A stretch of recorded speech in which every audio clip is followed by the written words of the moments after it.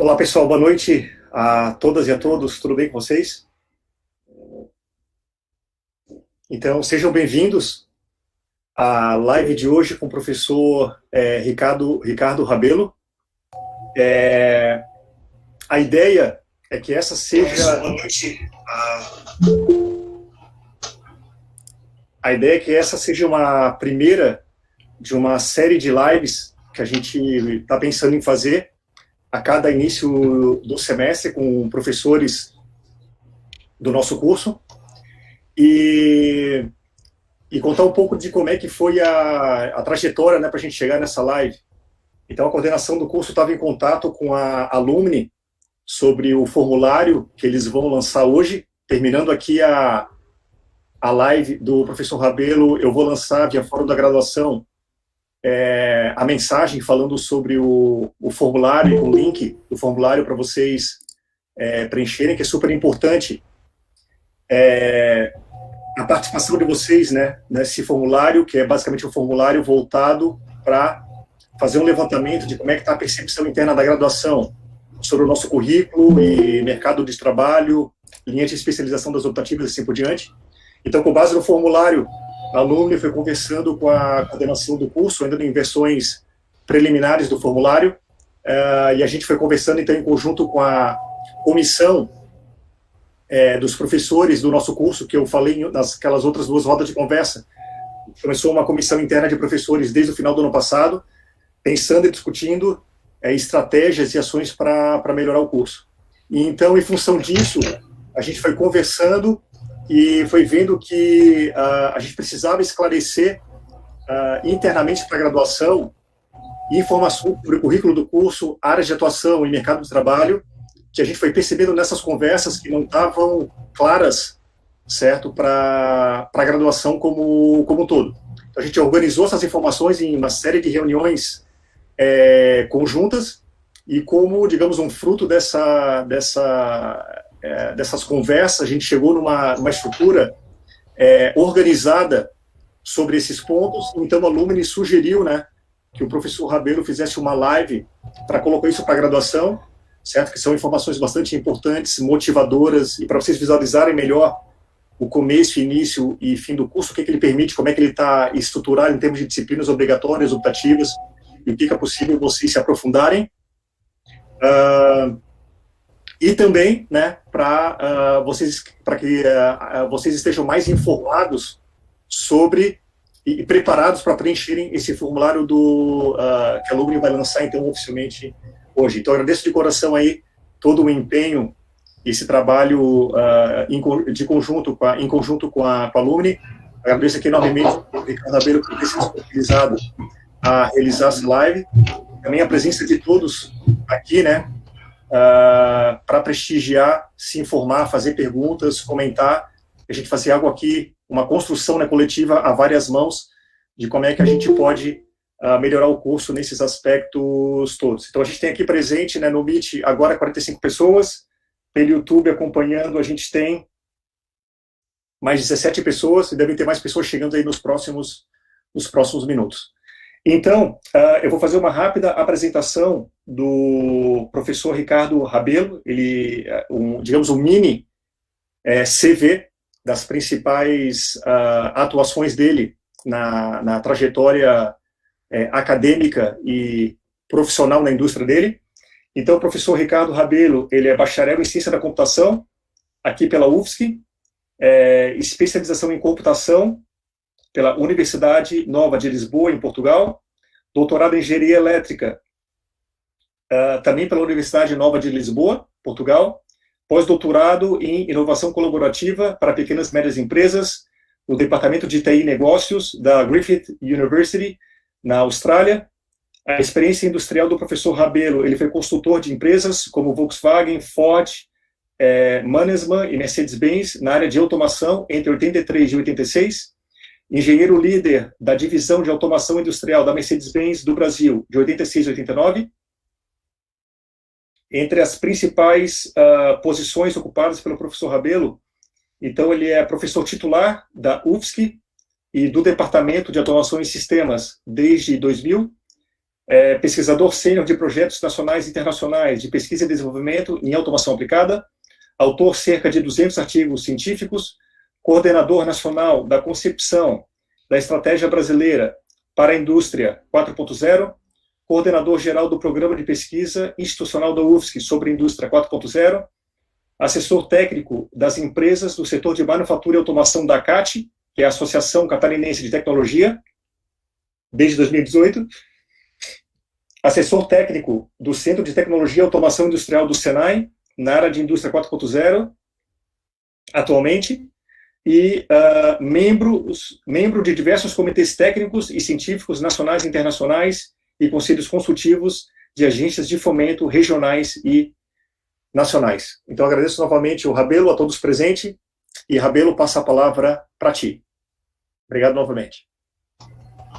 Obrigado, professor Hector, obrigado aí pela introdução. Antes de mais nada, eu queria agradecer muitíssimo a presença de todos aqui, também em particular ao papel, a função do professor Hector em tentar puxar isso junto com a alumni e também, em mais particular, e perdoem-me os que eventualmente eu, por lapso, esquecer, né, a Joana, o Paulo e o Guilherme aqui na retaguarda da parte de áudio aqui, por terem também ajudado muito a puxar isso, né, e nós realizarmos essa conversa.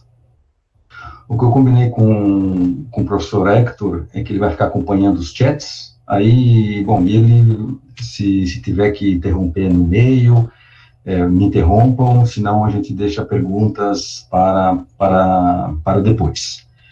Então, eu vou aqui compartilhar a tela. Eu elaborei aqui 248 slides, né? Então, para mostrar para vocês. Obviamente que é brincadeira. Então, vamos lá aqui compartilhar esses slides aqui.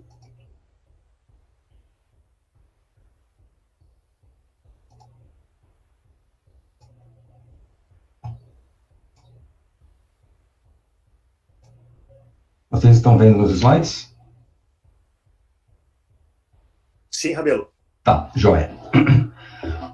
Bom, então a ideia, como o professor Hector falou no início, é tentar propiciar para vocês uma visão mais clara do todo do curso. Afinal de contas, o que é o curso de controle e engenharia, né, de controle e automação, mercado de trabalho, o que tem a ver o currículo com isso, como é que isso foi montado, como é que as pessoas que estão saindo aí para trabalhar, o que elas andam fazendo. Então é mais ou menos isso, né? Então eu vou tentar falar aqui em um tom quase assim, mais de bate-papo, né?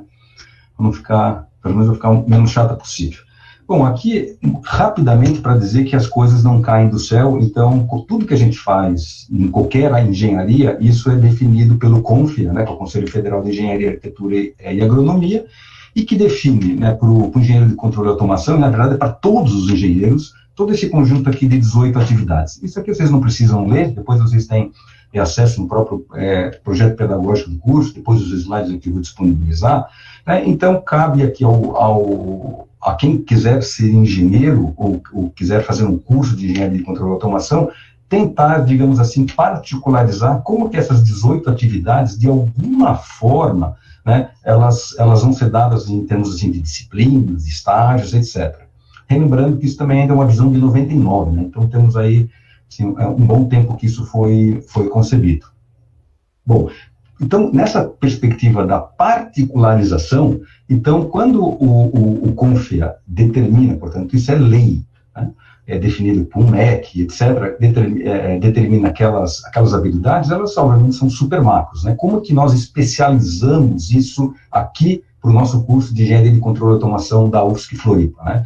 Então, o que nós tentamos conceber ou ajudar a formar um profissional com esse conjunto de habilidades. Então, se vocês forem ler aqui, a ideia é que isso, de alguma forma, praticamente tudo que vocês, de alguma forma, façam no curso, se encaixem com esse perfil. Então, você concebe, projeta, especifica, programa, implanta, etc. Claro, algumas coisas com mais ou menos intensidades, outras coisas mais quando se faz algumas optativas, algumas coisas mais quando se faz em PFC, então, obviamente, elas não estão exatamente no mesmo nível. Ok, mas eu vou fazer esse conjunto de ações sobre o quê? Bom, como nós somos um curso de engenharia de controle e automação, e não de arquitetura, ou de engenharia química, ou de psicologia, seja do que for. Então, a gente vai conceber, projetar, etc., etc., em termos de novas teorias de controle, ou utilizar teorias de controle existentes, sistemas computacionais, portanto, softwares aí que o pessoal faz, sistemas industriais, produtos, equipamentos, serviços e até mesmo modelos de negócios. Bom, e nós vamos conceber, projetar, etc., etc., nessas sub-áreas, no quê? Bom, na verdade, a origem do curso tinha uma perspectiva muito industrial, aquela coisa de chão de fábrica, mas há muitos anos o curso se expandiu, tanto é que originalmente o curso chamava Engenharia de Controle e Automação Industrial, então com o tempo a palavra industrial foi até retirada do curso e só ficou automação, porque na verdade não é só a questão industrial, ela envolve todos os problemas praticamente da sociedade, seja da sociedade civil, empresarial e industrial, evidentemente, e também governamental. E queremos conceber, melhorar, etc., não de qualquer jeito. Então, tudo que se tenta passar, metodologias, ferramentas, técnicas, etc., é fazer com que essas coisas que vocês vão desempenhar sejam feitos, ou aqueles sistemas que vocês vão automatizar, sejam feitos de forma que gere eficiência, que seja uma coisa otimizada, inteligente, segura, e cada vez mais colocando aspectos de sustentabilidade, especialmente sustentabilidade ambiental, e que sejam coisas que interajam, sejam mais amigáveis com o ser humano, e, se possível, e dentro do possível, que elas também favoreçam a inclusão das pessoas dentro das suas atividades, ou seja, também a automação ajudando a incluir pessoas em vários tipos de trabalho. Bom, já que nós queremos formar esse tipo de profissional, então agora nós temos que pensar num currículo, quer dizer, que tipo de formação tem que ter essa pessoa. Então, esse slide aqui tenta mais ou menos dar uma geral, e até é gozado, porque às vezes eu dou palestras apresentando o curso, e aí normalmente o pessoal vem, agora eu entendi qual a diferença entre engenharia de controle e automação e engenharia eletrônica ou computação, engenharia elétrica, porque para a maioria especialmente dos pré-vestibulandos, a fronteira que separa os cursos não é muito clara, né? Então, de qualquer forma, isso é apenas uma visão assim genérica para mostrar que o engenheiro de controle e automação ele tem uma formação propositadamente multidisciplinar. E por que isso? Porque os reais problemas das empresas, dos governos, das indústrias, são naturalmente, intrinsecamente multidisciplinares. Eles precisam de várias visões para que eles possam ser de uma forma mais eficazmente resolvidos, né?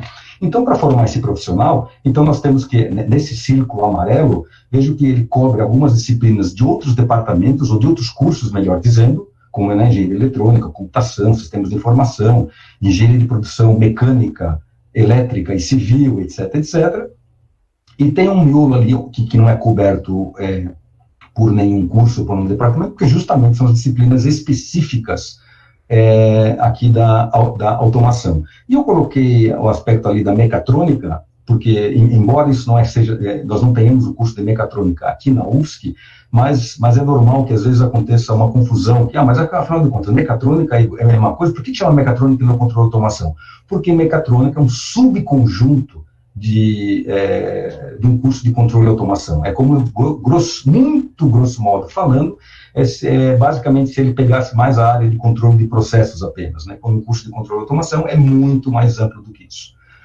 Bom, então, para aquele perfil, então foi desenhado mais ou menos essa questão de um profissional que tem a formação multidisciplinar, e é importante que se chame a atenção que nós, assim, recebemos sempre feedbacks das empresas, dizendo, cara, os alunos de vocês são muito bons, etc., etc., mas tem uma coisa que é muito diferente dos demais cursos, que é justamente essa visão multidisciplinar que os alunos de vocês têm. Eles conseguem conversar com gerentes, com diretores, com pessoal do marketing, com pessoal de TI, com pessoal da eletrônica, com pessoal de chão de fábrica, com pessoal de processos, de métodos, etc., etc., e justamente ele consegue ponderar tudo isso, olhar diferentes visões, visando conceber uma dada solução de automação. Então, às vezes a gente ouve comentários de que, mas a gente aprende um pouco de muitas coisas, mas é justamente isso que a gente quer. E é justamente isso que o mercado cada vez mais precisa. Os próprios relatórios últimos dos governos americanos e europeus sobre necessidades de formação de recursos humanos, todos eles, sem exceção, precisamos de engenheiros com formação multidisciplinar. Então, o nosso currículo está super alinhado a isso. Bom, e já que estamos falando em currículo, quando vocês entram no curso e ao longo do curso, esse tipicamente é o horizonte que vocês têm. Então, vocês têm aí, isso até está na página lá do curso, né? Então, é um conjunto de disciplinas com algum grau de interconexão, pré-requisitos, etc. E depois lá um conjunto de optativos. Porém, isso aqui, ele tem uma lógica pedagógica bastante forte.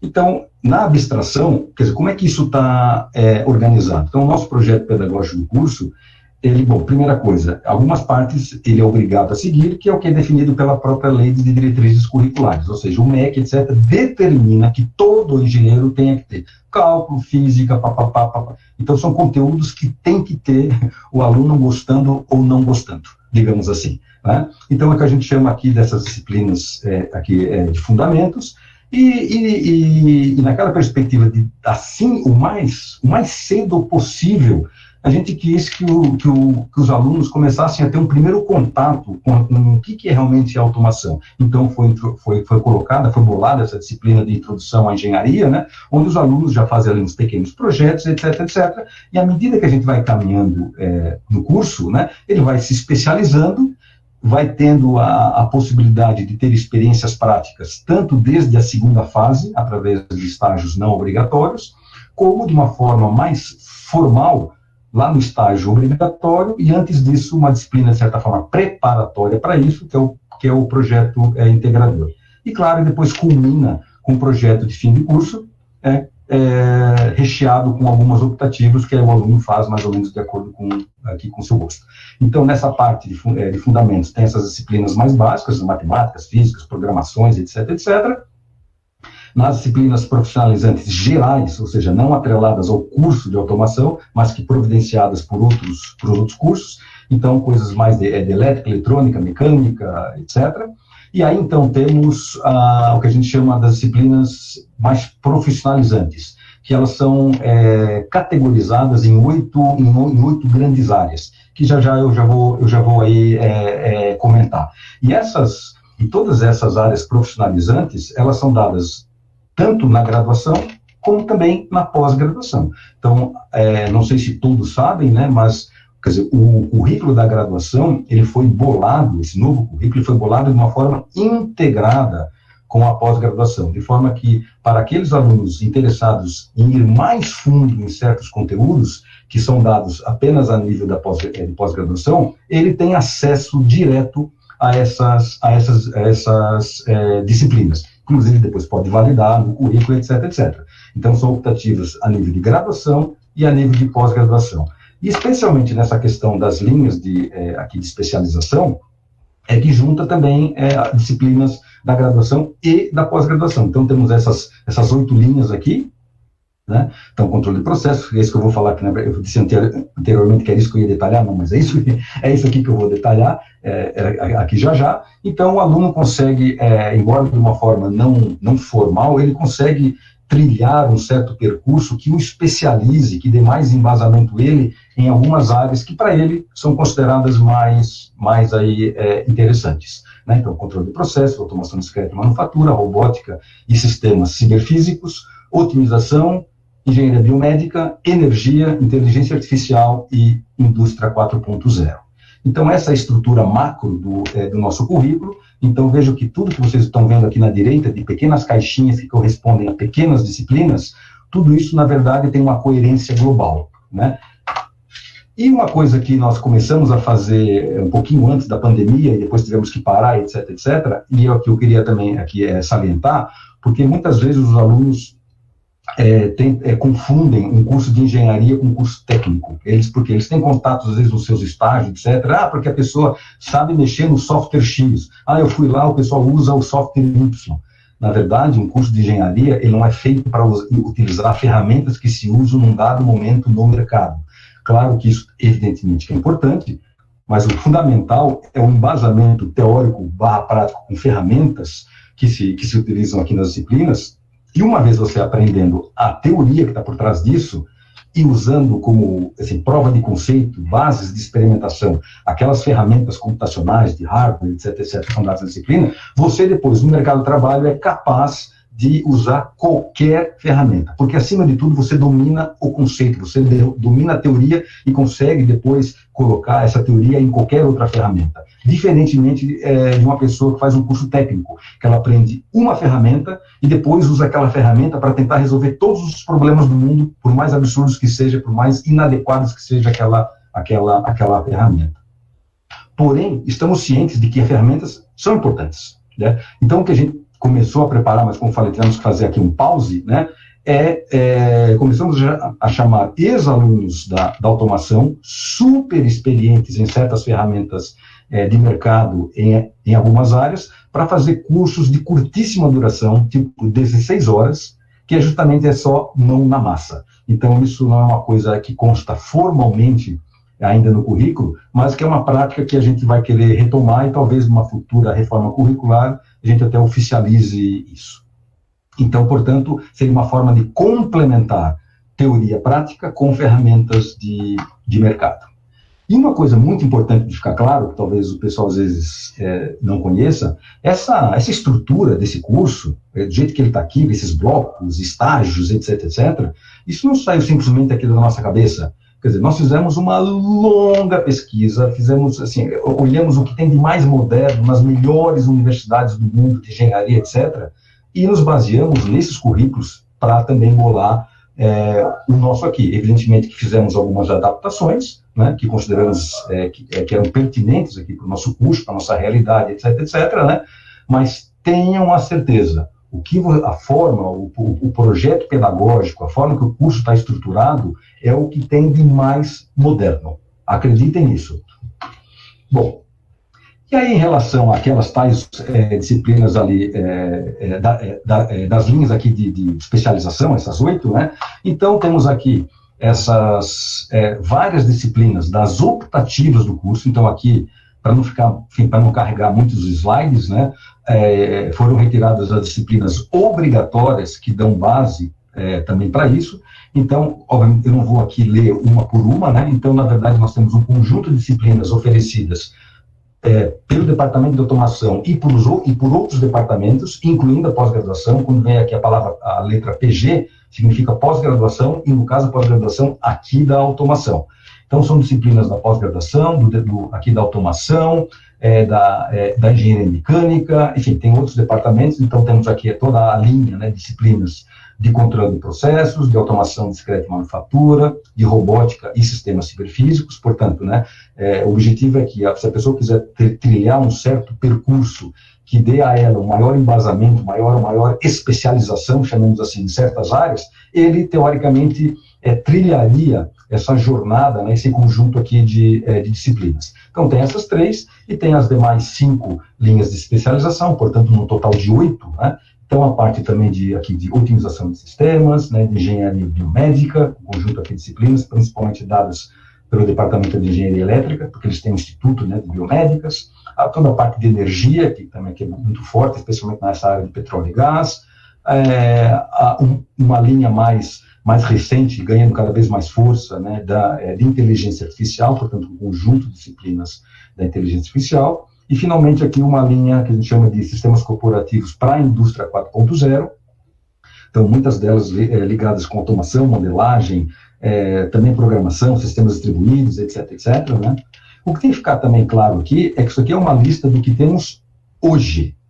Existe um trabalho em paralelo sendo conduzido pela coordenação do curso, né, na pessoa do professor Hector e uma comissão. E esperamos também, através dos feedbacks de vocês, ter outros inputs, porque reconhecemos claramente que algumas outras disciplinas precisariam ser incluídas nisso. Não temos ainda a versão definitiva, porque, como eu falei, estamos ainda trabalhando. Então, essa aqui é a versão, chamamos assim, atual, mas muito possivelmente num curto espaço de tempo teremos mais outras disciplinas que vão engordar, chamamos assim, o rol de disciplinas dentro de cada linha de especialização. Bom, então aqui do lado esquerdo, agora já vamos entrar na questão do mercado de trabalho, né? Então, o que temos aqui do lado esquerdo é o currículo que a automação propicia, né? As disciplinas normais aqui, organizadas por linhas de especialização, e depois a gente vai cair, vocês não se preocupem em ler o que está dentro ali da nuvem, né? Que eu já vou fazer um zoom disso aqui, né? Então, quer dizer, com essa formação que está nesse currículo, vocês vão poder atuar no mercado de trabalho. Mas nós temos ciência de que a qualidade do nosso curso é bastante boa, apesar de também termos ciência de que temos uma série de deficiências e necessidades de melhoria. Quando comparamos com outros cursos, e até mesmo que nós vemos no exterior, que muitos de nós, né, conhecem muitas coisas aí fora também de outros cursos de equivalentes a controle e automação, o nosso curso é bastante bom. Então, essa formação que nós estamos dando para vocês, elas não é uma formação, tipo assim, comum, qualquer. Não, na verdade, é uma formação que lhes habilita, lhes capacita para atuarem como líderes, né, como protagonistas das suas áreas de ação dentro dos locais onde vocês vão trabalhar, né? E, de fato, a gente consegue perceber isso pelo que nós estamos vendo aí dos nossos alunos, depois até eu comento alguns casos. Então, agora eu vou aqui explodir essa nuvem aqui do mercado de trabalho e falar um pouquinho aqui, então, portanto, sobre ela. Então, claro, eu também não vou ler linha por linha, evidentemente, mas qual é a lógica disso, né? Então, a partir do nosso currículo, basicamente, você tem 4 tipos de atividades que você faz. Ou você vai trabalhar para alguém, portanto, você vai ser um engenheiro, colaborador, ou eventualmente até o diretor, gerente da empresa, mas enfim, você está trabalhando dentro de uma empresa, né? Você pode ser o dono dessa empresa, né? Você pode ser um professor, como, por exemplo, aqui eu e o Hector somos, ou um instrutor de uma escola técnica, do Senai, de um centro de inovação, etc., etc., ou um prestador de serviço, que tipicamente, em termos de engenharia, é um consultor ou um assessor técnico, que, portanto, ele oferece os seus serviços, né, para ajudar as empresas, ou governos, ou sociedade civil, no sentido mais amplo, para resolver os seus problemas. Bom, tendo essas 4 linhas ou perfis gerais do controle, aonde que ele trabalha? Então, imagine que eu pergunto para vocês, vocês são aí já engenheiros trabalhando numa dada, assim, por exemplo, numa dada empresa, né? Eu pergunto lá, bom, vou pegar aqui a Joana, né, que ajudou aqui, nós aqui também a fazer isso e tal.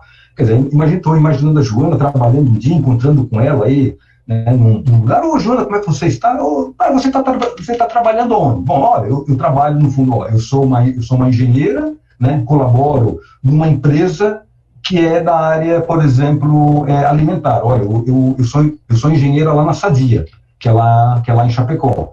Ou sou engenheiro aqui na Embraer, porque ele pode atuar na área aeronáutica, espacial, né? Ou sou engenheiro na Petrobras, ou sou engenheiro da Siemens, da Sony, da Samsung, enfim. Então, vocês podem ver aqui que um engenheiro de controle e automação inclusive, um dos perfis de engenharia cujo mercado de trabalho, melhor dizendo, cujo setor de atuação é um dos mais amplos possíveis. É quase impossível você dizer aonde que um engenheiro de controle de automação não consegue atuar, justamente por aquela possibilidade do currículo de você ter um percurso não só de especialização, mas também um perfil multidisciplinar. Bom, e aí naquele setor, né, que eu peguei então ali a Joana, que já estava trabalhando lá na Sadia, eu pergunto para ela, tá, mas você trabalha fazendo o quê? Não, olha, eu sou uma desenvolvedora de software, por exemplo, ou trabalho na parte de controle da produção, ou trabalho na parte de transformação digital, que agora integrar todos os sistemas, tornar tudo isso digital para gerar dados, etc, etc. Ou, olha, na verdade, eu trabalho numa indústria aqui do setor de energia, por exemplo, vamos pegar aqui a Reivax, aqui do nosso ecossistema, que desenvolve equipamentos sob medida para grandes geradoras de energia, e esse equipamento ele não existe em prateleira, ele não está num catálogo. Você, junto com o cliente, vocês é que tem que co-criar esse produto. Então, esses são produtos super complexos, e tão cheios de possibilidades de configurações, que eu preciso de um engenheiro especializado, que ele vai construindo junto, e claro, eu, ao mesmo tempo vou gerando orçamentos, etc, etc, e aí no final tem aquele produto super customizado para aquele cliente. Bom, então, eu posso ser uma dessas 4 coisas aqui, trabalhar em um desses setores aqui.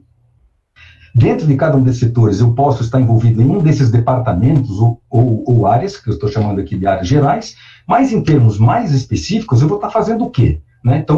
Então, de novo, né, eu pego aqui a Joana, você me desculpe, Joana, eu ter te pegado aqui, né? Não, eu estou aqui cuidando da parte de controle da produção.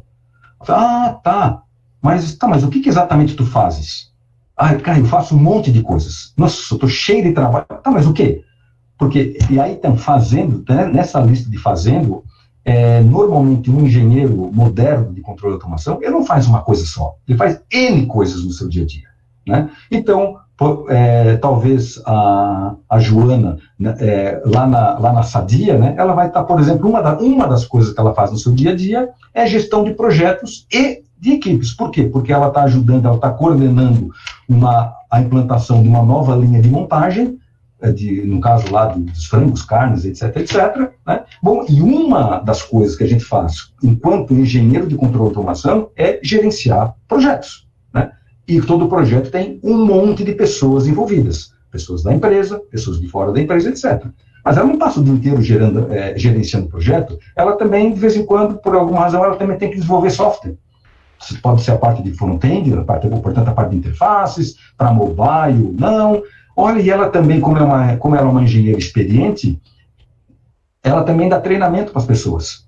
Ou seja, aquelas pessoas novas que estão chegando, aparecem os alunos lá de PFC, lá do tal do curso de automação, tá? Quer dizer, que toda empresa, digamos assim, tem um setor que, de alguma forma, dá treinamento para as outras pessoas. Mas quem que dá treinamento? Então, a pessoa também às vezes tem que dar treinamento. Então, um engenheiro de controle de automação, às vezes, ele tem vários chapéus. Então, são várias ações que ele pode fazer.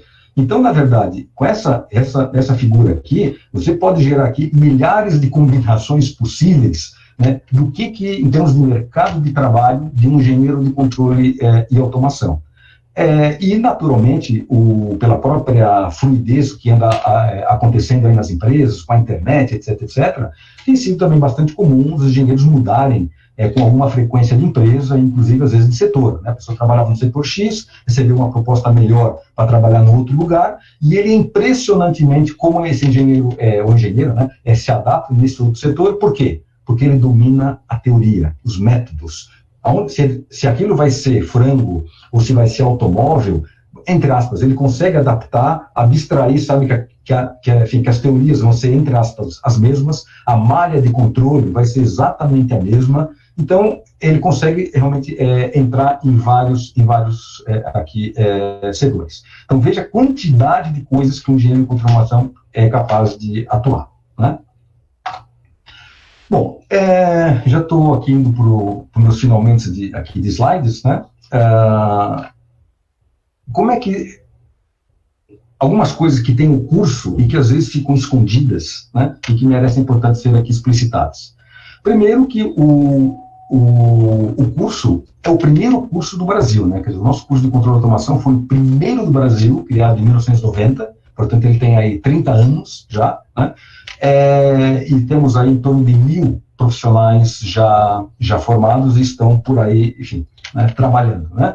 Bom, e aí o curso em si, quer dizer, ele tem vários professores que são referências nacionais e internacionais, então talvez às vezes vocês nem saibam disso, né? Estão tendo uma aula lá com um professor, ok, tudo bem, às vezes a aula pode ser, às vezes, de repente, um pouquinho chata, não sei o que lá, mas muito possivelmente aquele professor é uma tremenda referência na área, ou seja, ele tem um conhecimento incrível e que talvez numa maior interação, etc., vocês consigam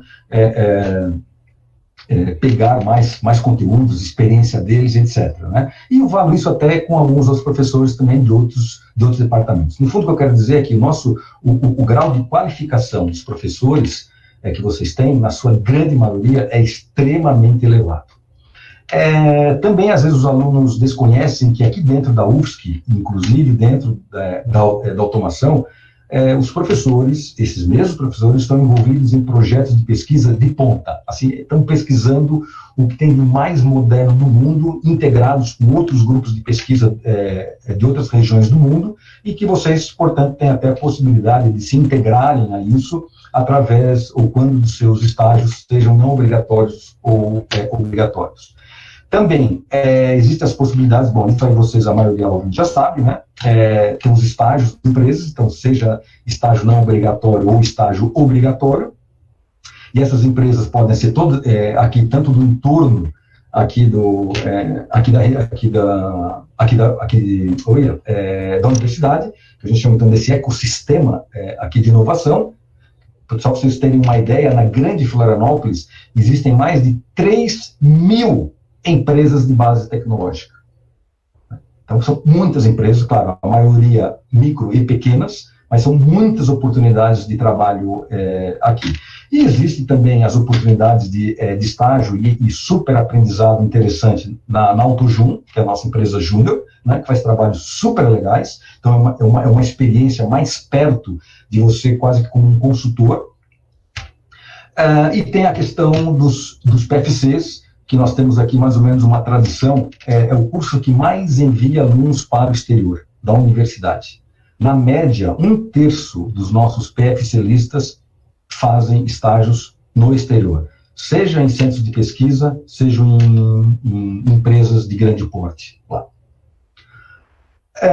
E também temos observado que é uma outra possibilidade que começa a crescer, isso é que os próprios alunos começarem a utilizar os seus trabalhos desenvolvidos no projeto integrador ao longo dos seus estágios e nos seus PFCs como uma semente inicial para a criação dos seus futuros negócios. Porque tem vários alunos que têm um perfil de empreendedor. Então, ao invés de se formar e aí começar a pensar em alguma coisa, não, ele já está usando o curso e todos os ensinamentos, laboratórios. O CTC tem uma pré-incubadora que ajuda, portanto, você a transformar a sua ideia em um potencial negócio, etc., né? Então, de formas que você também pode aproveitar o curso para fazer esse direcionamento. Isso em termos gerais aqui do curso. Mas o que está acontecendo lá fora com os nossos alunos, né?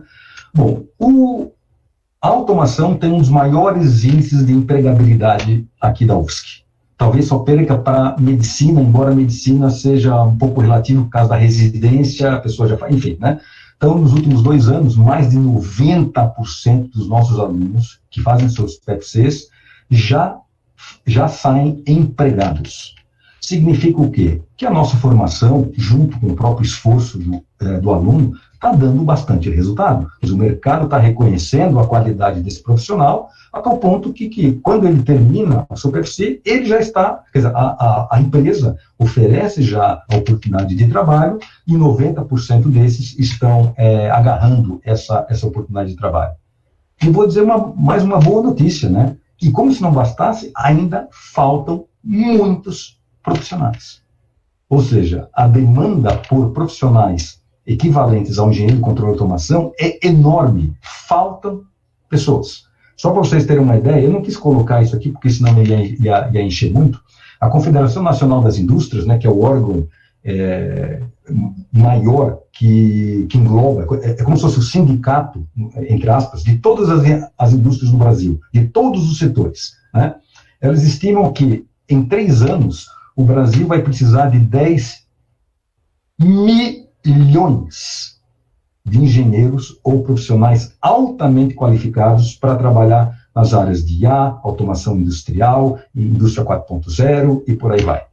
Cara, 10 milhões. Nós aqui em 30 anos formamos 1.000. Então existe uma demanda enorme por profissionais e que só tende a crescer. Então o mercado de trabalho para vocês é extremamente promissor. Né? Mas tem um detalhe ali, né? Os outros 10%. E onde é que estão os outros 10%? Bom, 5% desses aqui é porque eles optaram por não ficar. Então, a empresa até ofereceu, mas ele, olha, porque eu não gostei da empresa, ou porque eu quero fazer um mestrado, ou porque estou repensando a vida, etc, etc. E os outros 5%? Esses eu vou deixar um pouquinho para depois, para comentar. Várias empresas, não falei agora há pouco de usar, né, os seus estágios, PET6, não sei o que lá, para criar suas próprias empresas? Pois isso tem acontecido. E temos empresas já de bom porte, extremamente de sucesso, formadas por nossos ex-alunos. Então, estou citando aqui algumas, né? A Resultados Digitais é a maior delas, né? Tem mais de 1.000 funcionários já, né? A Lynx, a Cheesecake, bom, enfim, várias empresas com alunos de automação. E também vários alunos que não são os donos das empresas, mas ocupam posições de destaque dentro das de grandes empresas, como gestores, diretores, né? Por exemplo, aqui da Google, da Bosch, da BMW, da Embraer, e por aí vai, de vários setores. Então, chamamos assim, é a prova concreta, né, eu diria assim, inquestionável, do potencial sucesso que a junção de um bom curso, com bons professores e excelentes alunos que são vocês, conseguem produzir. E aqui, finalmente, nesse pedacinho desse slide, né, em relação a remunerações, né? O Brasil tem passado por vários processos daqui de transformações e reformas trabalhistas, etc., né? Então, os salários iniciais, né, têm variado muito, né? Aqui na região da Grande Florianópolis não se paga muito, né? Então, às vezes é 3, 4 mil mais auxílios se a pessoa for empregada em regime de CLT, né? Se for para outras empresas de maior porte, de Joinville, São Paulo, Rio, aí quer dizer, o patamar inicial já é bem superior. E o que se observa também é que durante muito tempo, antes da reforma trabalhista do ano passado, né, você era obrigado a ser contratado praticamente com a tal da carteira assinada. Quer dizer, como isso foi flexibilizado pela última reforma trabalhista, é muito comum aqui na região, especialmente quando a gente está falando de startups e pequenas empresas, você, na verdade, ser contratado como uma pessoa jurídica. Então, você, na verdade, trabalha lá na empresa, mas você é um prestador de serviço, então a empresa simplesmente te paga X, e é isso com que tu tens que te virar. Então, toda a parte de encargos sociais, previdência privada, etc., férias, quer dizer, tu que tens que se virar com isso. Então, nesse momento, a gente está passando por um período aqui de transformação e, por que não dizer, de acomodação das consequências dessa última reforma aí trabalhista. Às vezes eu fico conversando aqui com o professor Hector, né, quando a gente vê a curva de procura do curso de Engenharia de Controle e Automação no vestibular, né, que já foi ultrapassado por algumas engenharias, etc., né, e a gente fica assim questionando, cara, mas como? Porque se a gente for parar para pensar, o tipo de profissional que a gente está gerando, com esse tipo de currículo, projeto pedagógico, etc., é um dos mais alinhados, mais a ver com o atual momento que a gente poderia rotular como a quarta revolução industrial. Então, é como se o nosso curso fosse um dos mais preparados para estar na crista da onda do que o mercado de trabalho mais precisa atualmente. E a gente poderia pensar, poxa, então por que não vem tanta gente para o nosso curso? Bom, e aí a gente também parte do princípio, entre outras coisas, até por próprio desconhecimento, né, do que é o curso, etc., né? Infelizmente, a gente não é muito bom no marketing, mas enfim, eu queria passar essa ideia para vocês, de terem a certeza que o nosso curso está mega alinhado do que existe de mais moderno. Uma coisa que eu queria chamar a atenção aqui é que muitos ficam, às vezes, falando, mas a gente só tem trabalho aqui na parte de TI, de inteligência artificial, etc., né? Isso, pessoal, tem o seguinte, atenção, é muito das necessidades do mercado aqui local, do nosso ecossistema, porque a grande maioria, a maciça maioria das empresas que estão aqui na nossa região, são empresas de TI, ou algo equivalente, não são empresas de manufatura, nós não temos indústrias aqui em Florianópolis.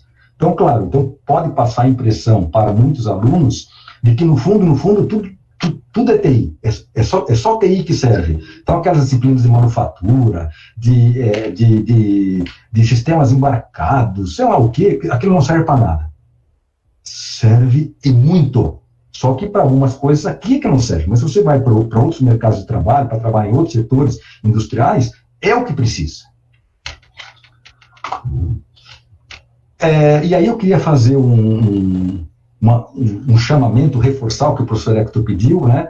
É que, apesar de todas essas coisas boas que tem no nosso curso, né, e como eu falei agora há pouco, temos plena ciência de que temos muita coisa boa, mas também que temos várias coisas a melhorar. Nós temos a ciência, uma ciência parcial do que temos a melhorar. Mas se vocês não derem feedbacks, como vem acontecendo também ao longo dos anos, quantos feedbacks nós já aproveitamos no nosso curso? Então, nós dependemos de vocês. Então, a gente quer criar aqui uma parceria com os alunos. Senão ninguém vai para frente. Né? Nós queremos criar uma parceria para que vocês nos ajudem, portanto, todos nos ajudemos, né, a transformar o curso cada vez em algo melhor. E um dos mecanismos para isso é esse questionário que, com tanto carinho, com tanto zelo, foi feito aí para aluno e para vocês preencherem, porque isso a gente depois vai digerir e vai, obviamente, introduzir melhorias aqui no curso. Então, por favor, preencham esse questionário, tá bom? Já quase aqui no final, o que tem a ver, resgatar a questão lá dos 5%, né, que é do percurso do curso de engenharia. A gente entende, porque eu também já fui jovem, eu também já tive 16, 17, 18 anos quando entrei na universidade, né, e, enfim, eu não sabia muita coisa, mas me achava que sabia um monte de coisas, né. Então, na verdade, o que a gente às vezes observa é que falta uma compreensão em alguns alunos de que o curso em si é um processo, que, portanto, é um processo de amadurecimento, que você começa devagarinho, lá nas primeiras fases, das primeiras disciplinas, e você precisa regar. Quer dizer, não é o professor X, o laboratório Y, ou o departamento Z, que vai fazer um monte de coisas para você. Algumas coisas vamos, mas outras coisas dependem única e exclusivamente de você. Então, cada um tem que fazer a sua parte. Então, boa parte dessa regada ali da terra é você que tem que fazer. E, claro, e se regar bem, e ser acompanhado, etc, etc, bom, olha, vai chegar no final do curso e vai ter um grande sucesso. E o que nós queremos dizer aqui com sucesso? Na verdade, são 3 componentes que consideramos que, se o aluno compreender essa equação do sucesso, ele vai ser um super profissional.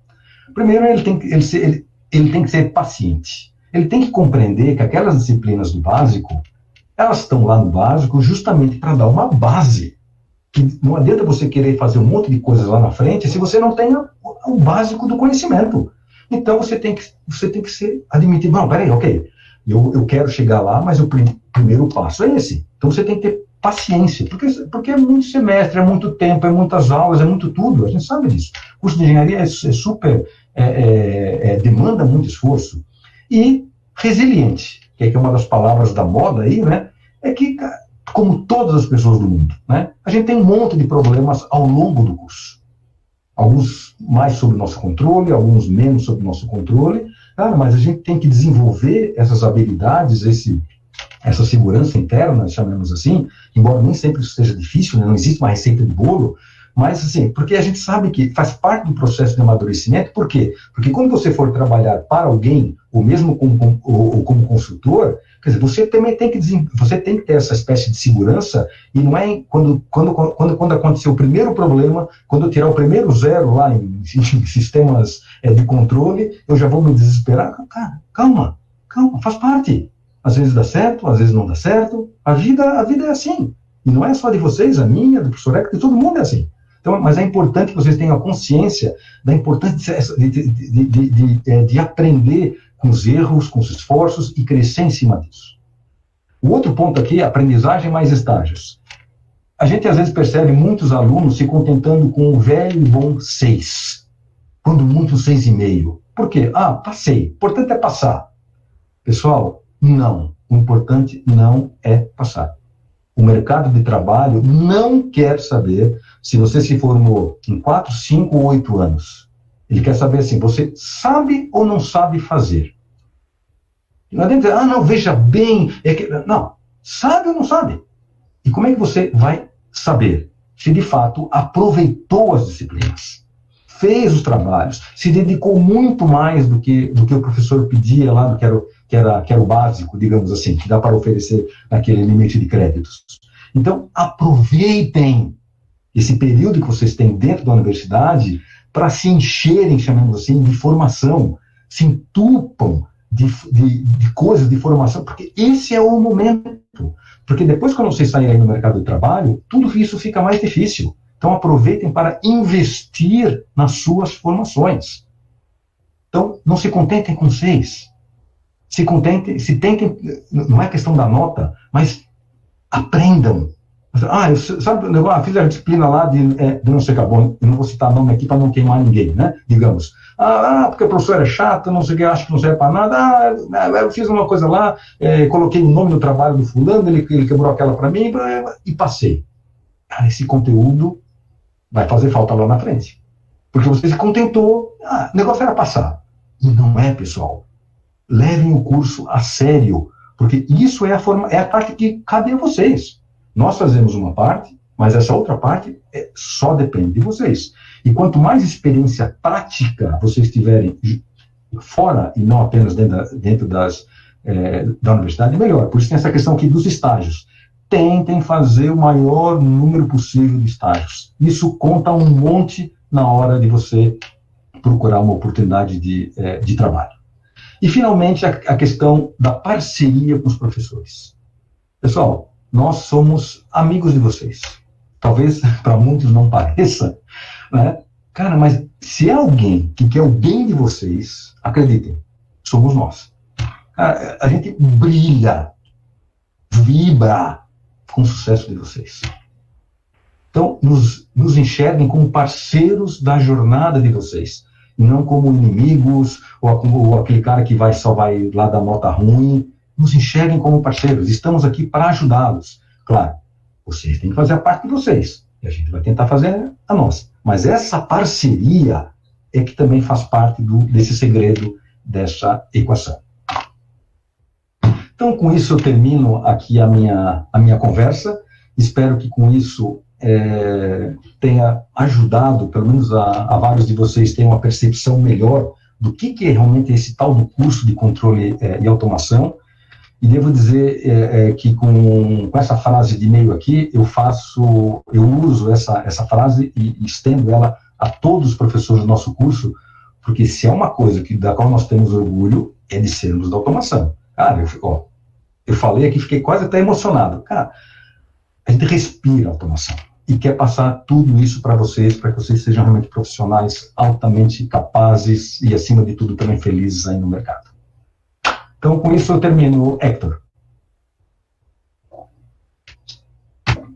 Ok, Rabelo, obrigado pela excelente exposição aí, bastante conteúdo, bastante informação e bastante motivadora também. Obrigado mesmo.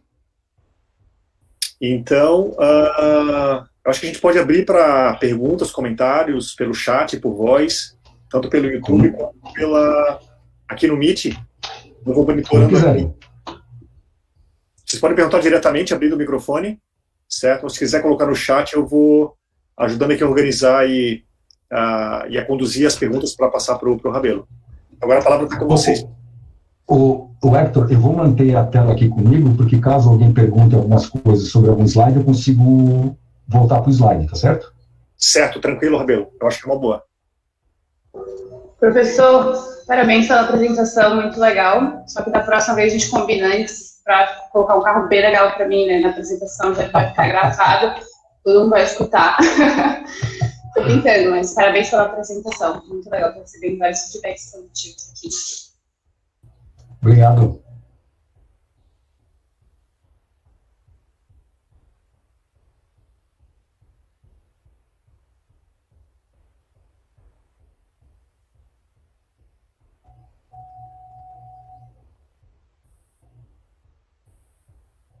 Ô, Rabelo, eu queria, se tu pudesse, ali naquelas linhas de especialização, tu mostrou aqueles slides com as disciplinas, se tu pudesse explicar um pouco o que é cada linha de especialização, o que ela envolve, o que se faz, por que ela é importante. Eu acho que isso é uma informação não é tão evidente assim, principalmente para quem está nas fases iniciais do curso, mas mesmo para quem está nas fases intermediárias e finais, né, talvez ali o termo, né, de sistemas corporativos, o que é o sistema corporativo, né, na última linha, na perspectiva de controle e automação, e o que é a indústria 4.0 também, se pudesse falar um pouco sobre isso. Tá, bom, então deixa eu começar por aqui, vou tentar ser super sucinto, né. Então, a parte, às vezes, de controle de processo nem sempre é muito... Porque são muitas disciplinas de controle, né? Então, relembrem, né? Quando a gente fala naquela malha de controle, né? Que o sistema planeja, depois atua, se refina. Quer dizer, então, é todo um conjunto de disciplinas que você, quando está vendo algum sistema em execução, e quando eu falo aqui é um sistema, é uma máquina, é um robô, é um drone, é um automóvel, é um navio, é um trator autônomo, é um sistema que eu estou observando, controlando a sua execução, e preciso de um monte de teorias, de cálculos, fórmulas, otimizações, etc., para fazer com que aquele sistema funcione da forma mais eficiente possível, mais rápido possível, consuma o menos combustível possível, etc., etc., né? Com sensores e não sei o que. Bom, então tudo isso está nessa área de controle de processos. A área da automação discreta e manufatura tem mais a ver com questões aqui de chão de fábrica, né? Então aqui é muito mais relacionado com indústria, né? Então são várias disciplinas aqui. Um termo que talvez para muitos não seja familiar, que são os sistemas ciberfísicos, né? Que vem do inglês Cyber Physical Systems. Na verdade, tem a ver com um termo mais moderno, né, e na perspectiva de que cada vez mais, com a revolução industrial, etc., as máquinas, os sistemas, portanto, vão ficar cada vez mais autônomos, inteligentes, etc. Mas essa capacidade de autonomia passa pelo próprio sistema ter algum grau de inteligência. Portanto, eu quero que esse robô não seja apenas um cara que eu programe, ele faz exatamente aquilo que eu faço. Que aquele carro autônomo é como se ele tivesse um programa, ele vai fazer exatamente aquilo que eu faço. Não, ele precisa interagir com o ambiente, ele precisa perceber o ambiente, coletar um monte de coisas, acessar um monte de coisas, né? Então, esse tipo de roupagem que eu coloco em cima de um sistema é que a gente chama, então, eu quero transformar esse sistema num sistema, não um sistema comum, mas um sistema ciberfísico, ou cyberfísico, né? Ou seja, esse cara que tem essa habilidade de interagir permanentemente, em tempo real, com esse ambiente, né? Tanto receber coisas como mandar coisas para fora, e com graus de autonomia. E ali, bom, aí tem umas coisas que já são, portanto, mais óbvias, então, indo mais aqui para a parte que o professor Hector perguntou, quando ele fala em sistemas corporativos, é para tirar a palavra corporativo aqui, tem muito a ver com, assim, não é indústria, ou seja, é qualquer tipo de empresa que não seja necessariamente uma indústria de manufatura, que faz lá usinagem, não sei o que lá. Então, eu mencionei agora há pouco a Sadia. Sadia não é uma indústria de manufatura. Um banco, eu quero automatizar processos lá no Banco do Brasil, né? Bom, quer dizer, imagina, não é serviço, não é indústria, o que é? É um banco, quer dizer, ele automatiza um monte de coisa. Então, a esse tipo de sistemas, tudo isso a gente chama de sistemas corporativos, ou seja, estão na corporação, não só lá no chão de fábrica, mas também lá em cima nos mais altos níveis de planejamento. E quando a gente fala em indústria 4.0, que tem a ver com uma das coisas mais importantes, mais atuais, melhor dizendo, tem a ver com são os novos modelos de produção e como que eu, empresa, indústria de serviço, né, vou ter que passar a me organizar para atender agora essas novas demandas, que agora a gente quer tudo customizado, quer acompanhar tudo em tempo real, quero comprar tudo por plataformas digitais, quero pedir tudo aqui pelo celular, usar a realidade aumentada, a realidade virtual. Esse conjunto de coisas que vai fazer com que essa indústria se comporte de uma forma mais ágil, inteligente, etc., etc., tudo isso cabe nesse chapéu indústria 4.0.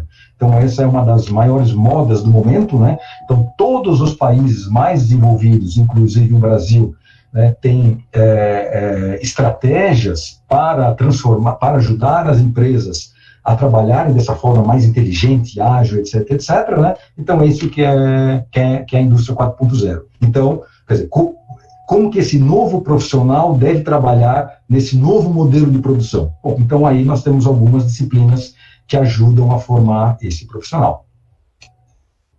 Não sei se respondi, Edson, ou é Hector. Sim, obrigado, Rabelo. Aí eu vou ler aqui uma pergunta do chat, Sim. do Meet, que gostaria de saber como está a questão do mercado de trabalho na parte de próteses robóticas aqui no Brasil.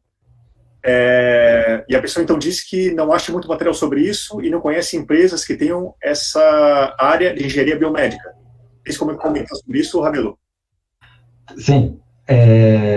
Temos uma aqui, vou dar além de ter deixa eu responder isso em 2 níveis. Vamos começar aqui na nossa vizinhança. Dentro do hospital universitário, tem um setor que faz isso. Aliás, temos uma ex-aluna que se formou, acho que há um ano atrás, né, que está uma das moças aí mais experts de uso de inteligência artificial aplicado a questões aí de biomédicas. Então, junto com o Instituto de Biomédicas aqui da UFSC, sim, eles desenvolvem próteses de joelho, de mãos e coisa do gênero. Na CAT, portanto, aqui no nosso ecossistema de inovação, existe, a CAT é como se fosse um grande grupo de empresas, né? E é só que elas são divididas em setores. A CAT tem 12 ou 13 setores, que eles chamam de verticais, e um deles é vertical saúde, onde tem tipo umas 30 empresas, mais ou menos. Algumas delas desenvolvem coisas relacionadas a próteses e coisas do gênero. E tem empresas no Rio e São Paulo, inclusive startups, né, que também estão nessa área. Então, é uma área assim, efervescente, né? Tem muita coisa também no exterior, mas sim, temos algumas coisas aqui no entorno. Agora, claro, né, pela própria natureza da área, etc., né, tem menos, chamamos assim, quantidades de oportunidades do que, tipo assim, só para programador de software, né? Como eu falei, porque pela própria natureza aqui da região, das empresas, que elas estão precisando de muita gente para programar software, né?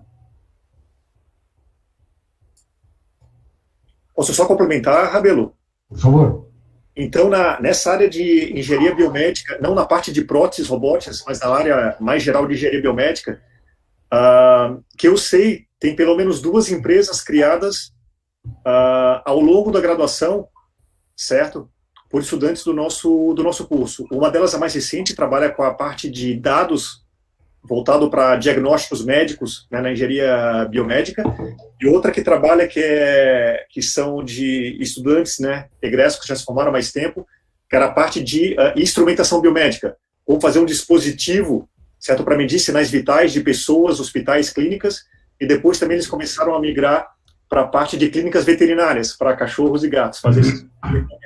A área de biomédica também não é prótese robótica, mas é a área de biomédica que surgiu ao longo da graduação criados por ex-alunos do nosso curso, né? E que estão bem fortes no mercado. E mesmo nessa área, por exemplo, por conta até da Covid, várias empresas aqui começaram a fazer respiradores inteligentes, por exemplo, né? Uma delas é a Greylogix, outra coisa é a Automatiza. Enfim, então, uma coisa é o respirador mecânico, né? Mas, quer dizer, você imagina ter um software que aprende, inclusive, conforme ali o paciente, e ele vai dosando exatamente o quanto de oxigênio, do remédio que tem que ir, etc, etc. Então, tem tudo um conjunto, você tem que construir a máquina, os circuitos eletrônicos, o firmware, os protocolos, programar, fazer um software ali de inteligência artificial para aprender conforme o paciente, e toda a parte de instrumentação, sensores, olha a quantidade de coisas, quer dizer, que uma pessoa, teoricamente, consegue fazer justamente por esse perfil multidisciplinar que o curso dá, né? Joia. Aí tem Nicolas, fica à vontade para fazer um comentário, se quiser abrir o microfone. Perfeito. Então, gostaria, antes de qualquer coisa, de dar boa noite, professores, boa noite, meus colegas. eu não tenho uma pergunta, mas eu também acho importante não deixar isso passar em branco. Gostaria de fazer um caloroso agradecimento, principalmente para o professor Rabelo, que esteve aqui com a gente, dando essa apresentação. Passa muito valor para a gente que é estudante e dá um considerável aumento na nossa motivação, que em AD creio que seja um dos pontos mais preocupantes para todo mundo. É onde a gente é complicado. Através desses pontos de contato, a gente consegue sentir, primeiro, o carinho de quem coordena o curso para com a gente, o carinho dos professores, e acho que, como aluno, acaba passando bastante dessa interação.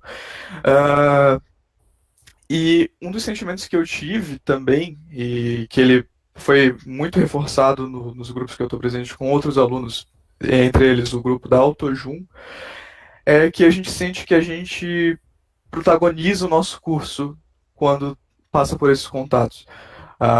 Agora em EAD fica um pouco desligado isso. A gente não tem esse contato com o professor de, beleza, aqueles 10 minutinhos depois da aula, troca uma ideia um pouco mais social, um pouco menos conteudista, experiências, e aqui a gente consegue ter esse espaço.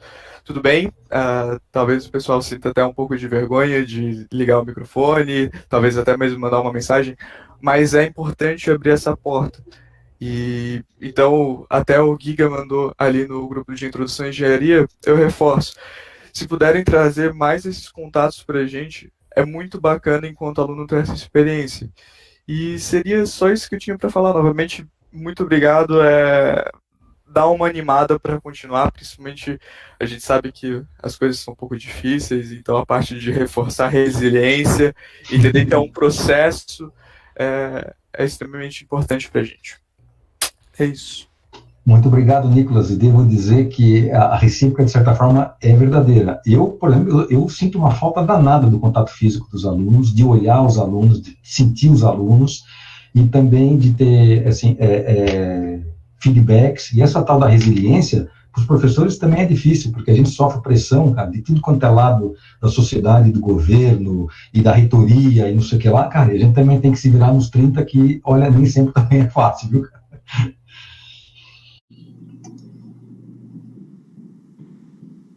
Ô, Rabelo, só complementando o que tu falou lá do setor de próteses, né? A mesma pessoa que fez a pergunta disse que está pensando em fazer no TCC ou no estágio obrigatório a parte de cirurgia robótica. Tu terias alguém para indicar para ele? Neste momento não, mas posso tentar descobrir, sim, quem que tá mexendo com isso, porque eu sei que o pessoal da Vertical Saúde já tem iniciativas relacionadas com a robotização, assim, de coisas, né? Especialmente com manipuladores. A parte de cirurgia, ela é muito mais complexa do que pode parecer, né? Do que às vezes o filme mostra e não sei o que lá, né? Mas eu sei que o pessoal aqui tá começando com isso, mas eu não sei realmente em que nível que está. De qualquer forma, depois, só me manda aí um e-mail que eu posso fazer aí tentar fazer um meio de campo, como se costuma dizer. Joia, Rabelo, obrigado. Então é só ele entrar em contato contigo por e-mail? Sim. Beleza. Que está na página do curso. Sim. E nos próprios slides estava ali. Bom, é ricardo.rabelo, UFSC-BR. Vou botar aqui no chat. Tá. Sim. E aí então tem o João Pedro que quer fazer uma pergunta. Fica à vontade, João Pedro. Certo. Primeiro, boa noite, professores. Boa noite a todo mundo. Primeiro, gostaria de agradecer o professor Rabelo e o Hector por essa apresentação, que foi ótima, pelo menos para mim, assim, e creio que para o resto do pessoal também. Pegando um pouco o comentário que o Nicolas fez e transformando uma pergunta, eu sinto que o EAD e a situação que a gente está vivendo atualmente está dificultando muito aquela parte que o senhor mostrou de regar a planta e de formar uma base inicial, principalmente o pessoal que está no começo do curso. Eu sinto isso nas minhas matérias que eu estou fazendo e com colegas que eu converso, que muitos conteúdos, muitas disciplinas estão ficando defasados no nosso aprendizado, mesmo estudando, indo atrás, monitoria e tal. Querendo ou não, a gente não está conseguindo, muitas coisas ficam deixadas de lado. Eu gostaria de saber se o senhor tem alguma sugestão, um conselho de como gerenciar essa situação, como lidar com, putz, estou ficando defasado aqui, como eu faço para recuperar, ou, enfim, essa situação. Obrigado aí por expor isso de uma forma bastante franca. O legal, ou pelo menos o menos mal, é que nós estamos tendo a ciência disso.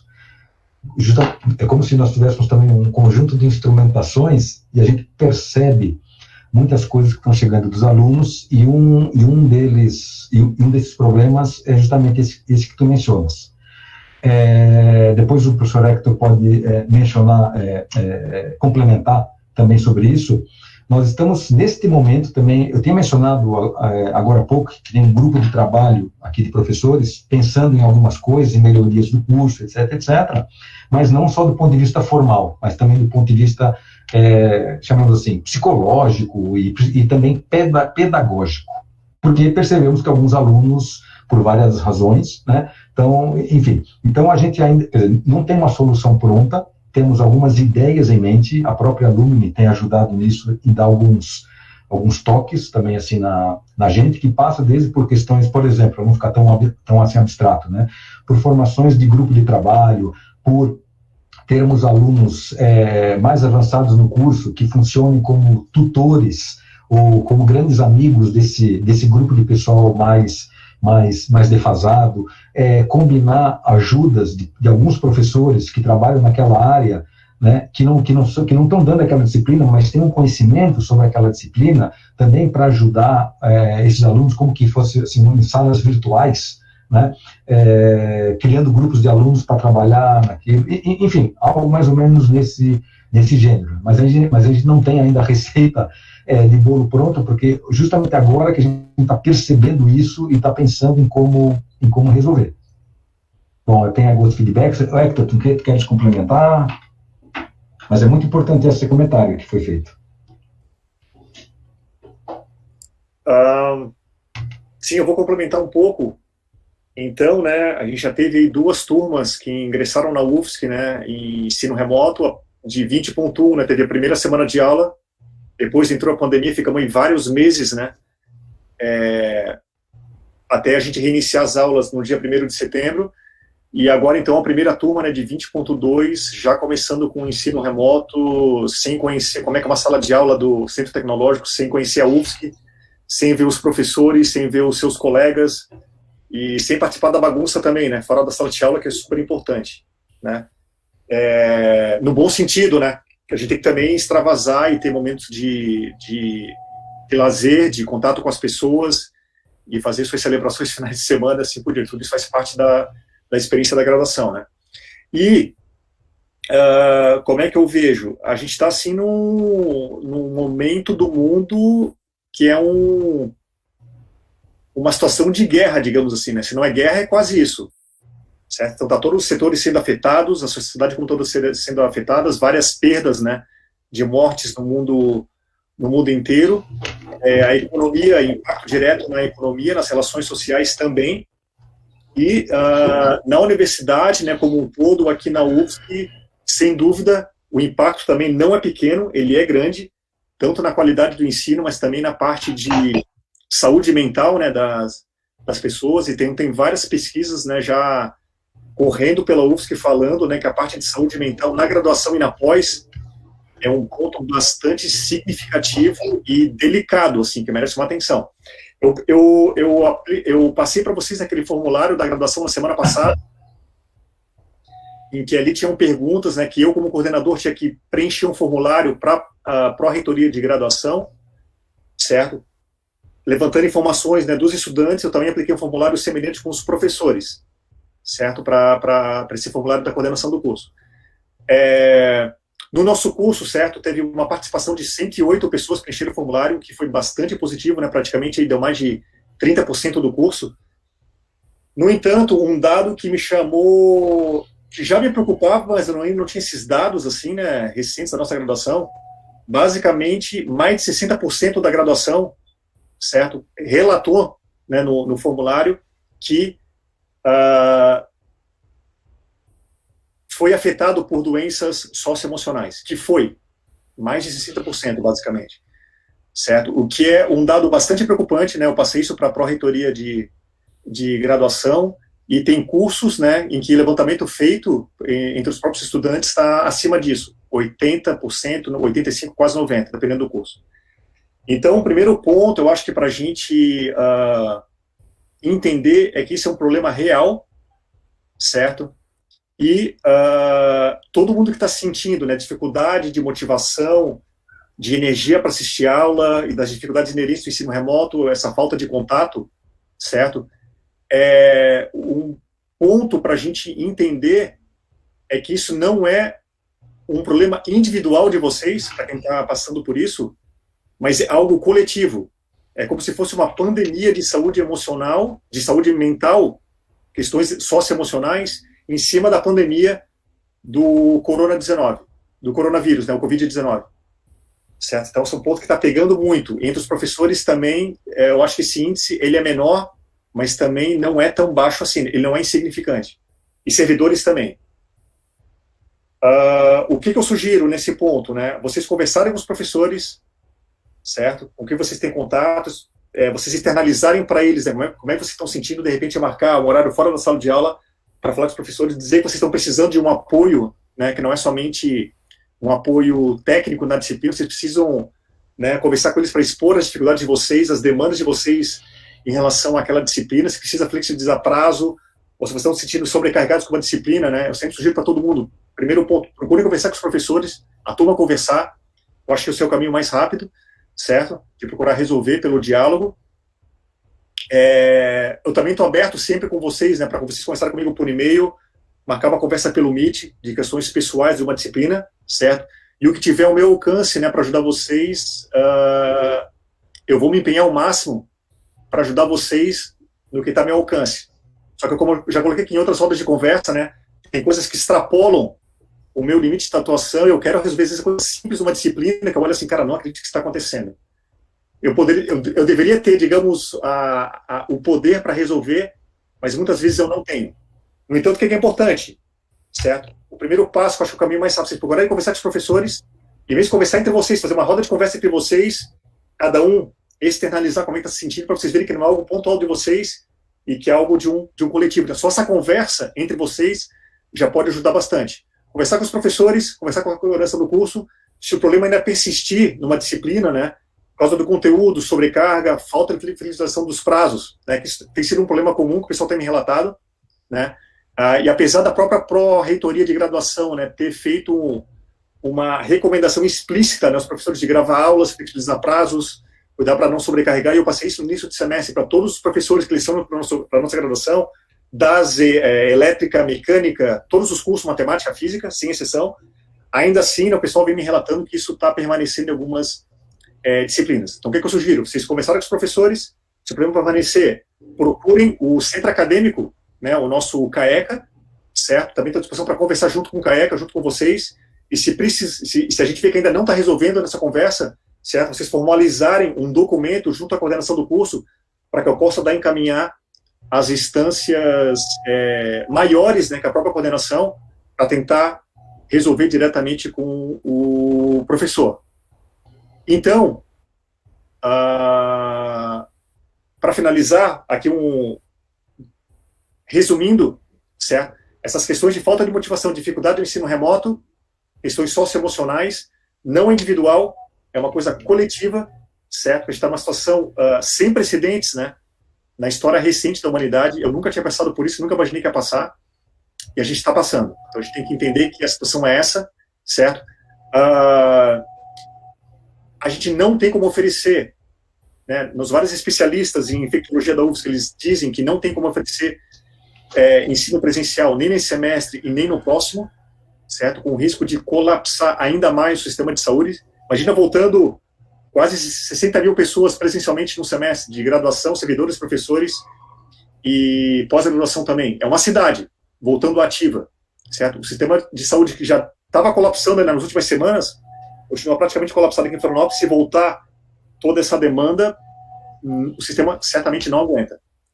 Então, a situação é essa, a gente não tem alternativas no momento, E a questão, então, da gente coletivamente, né, professores, as entidades do curso, os centros acadêmicos, direções de centro, coordenações de curso, a gente trabalha coletivamente para minimizar os impactos do ensino remoto. Mas os impactos existem, certo?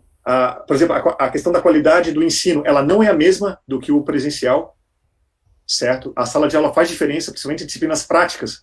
Fazer tudo de maneira remota não é a mesma coisa. Os professores sabem disso, só que a gente não tem ainda nenhum horizonte para poder voltar presencialmente, certo? Então, o impacto existe, a questão é minimizar o impacto, porque o remoto não é igual ao presencial e não tem como ser. Complementando o que eu falei agora para finalizar, certo? Acho super importante, pessoal, para quem acha que está pegando essa questão socioemocional, de saúde mental, certo? Eu venho divulgando constantemente no fórum da graduação sobre serviços de atenção psicológica, rodas de conversa, certo? Que a UFSC oferece gratuitamente para vocês, e vários outros serviços relacionados a isso também, certo? Quem acha que está necessitando, pessoal, se pensou, será que eu estou necessitando? Provavelmente já está necessitando, corre atrás, conversa com a coordenação do curso, certo? E procurem também, se a estrutura da UFSC não supriu o que vocês precisam, vocês tiveram condições, certo? Procurem também um profissional especialista nessa parte de saúde mental, um psiquiatra, um psicólogo, um terapeuta, para orientar vocês, né, e dar um tratamento adequado o quanto antes. Porque, de novo, né, esse ponto é uma realidade em cima da pandemia. Então, a gente não pode menosprezar, olhar isso com, como é que eu posso dizer, como se nada tivesse acontecendo, que realmente está, infelizmente. Beleza? Ok. Mais alguém, pessoal, gostaria de perguntar? Fazer algum comentário? Fique à vontade. Só deixa eu comentar ali, porque um dos objetivos aqui da conversa era dar uma perspectiva um pouco mais ampla do que é o curso, né? O que é o currículo, as áreas, o mercado de trabalho, onde que ele pode atuar, que tipo de coisas ele faz. Isso em termos gerais, ficou claro para vocês?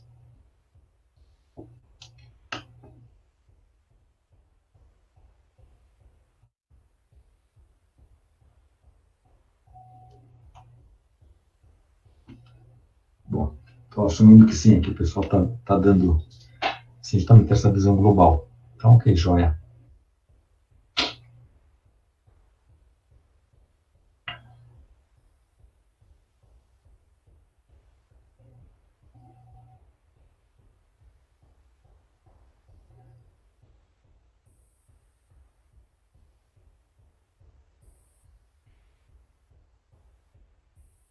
Bom, Hector, está aí contigo. Beleza, então eu vou aproveitar, Rabelo, se tu puder, uma pergunta, né, para todo mundo. Ali nos slides finais tu comentou sobre oportunidades no exterior, né, de dupla diplomação, estágio, universidades. Tu teria como comentar um pouco, né, explicar o que é dupla diplomação, por exemplo, que não é claro para todo mundo, e como é que eles podem se preparar melhor, né, para aproveitar essas oportunidades que são inúmeras do nosso curso, né. Só de dupla diplomação, o nosso curso tem 4 convênios internacionais com a Europa, em 3 universidades da França e também um da Bélgica, certo? E várias também convênios, né, para realizar estágio obrigatório e TCC com universidades do mundo inteiro, né, mas talvez mais concentrado na Europa mesmo, né? França, Alemanha, Espanha, Noruega. Se tu puder falar um pouco sobre isso, Rabelo. E também a gente tem, né, uma coisa muito importante. Mas continua, Hector, tu está falando tudo já.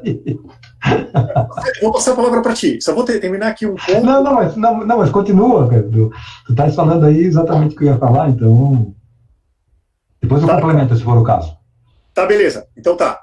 Então, olha só, a gente tem, né, 4 acordos de dupla diplomação, como eu estava falando, mas tem uma infinidade, né, de parcerias, certo, com universidades, institutos de pesquisa.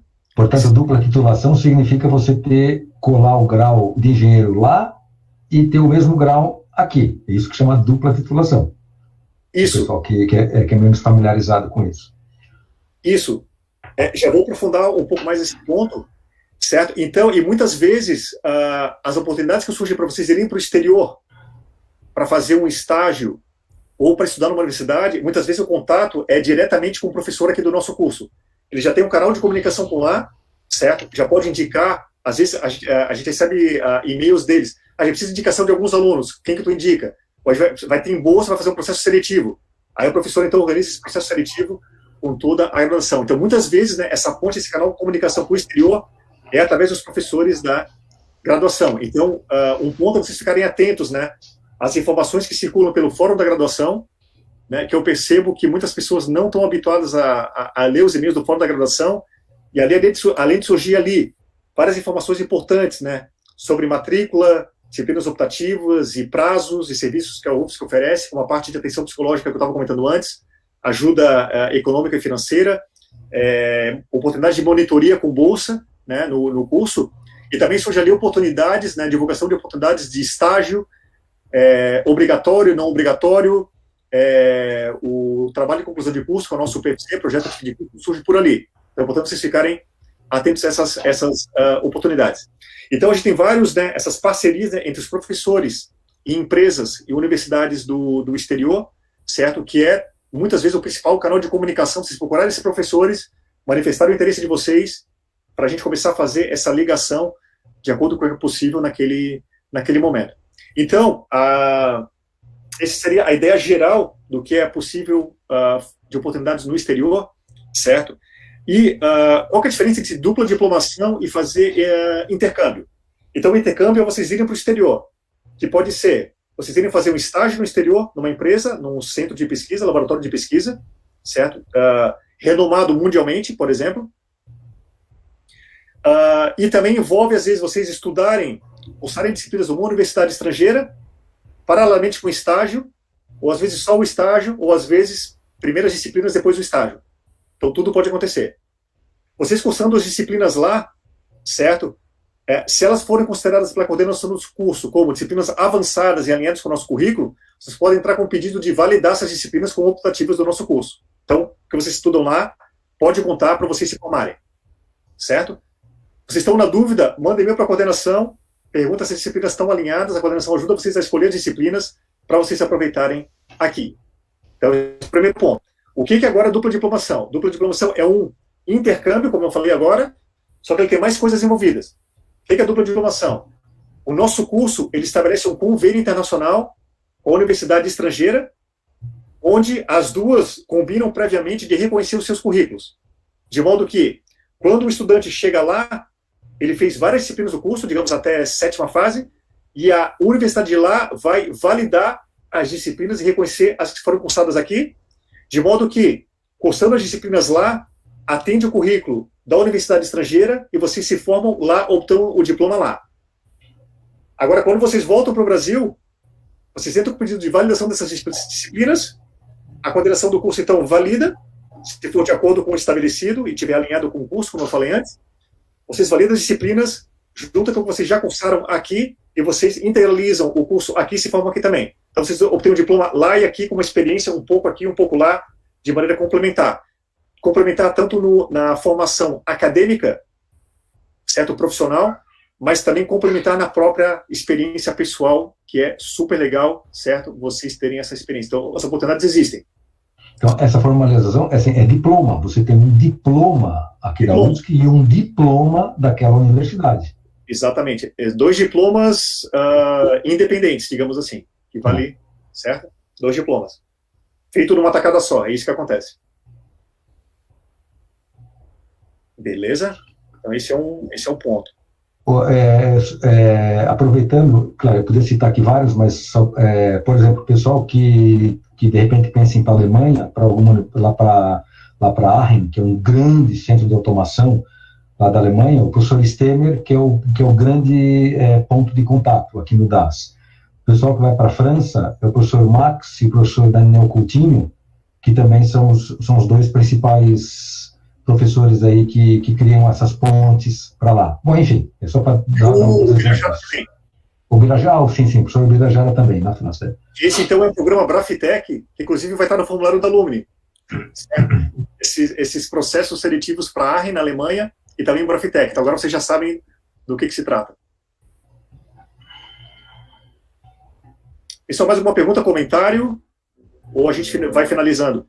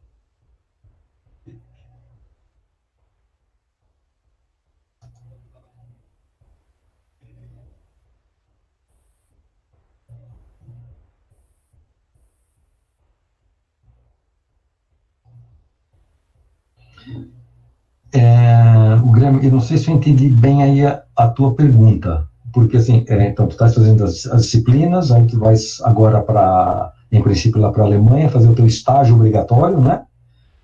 Que em princípio vai ser um ano.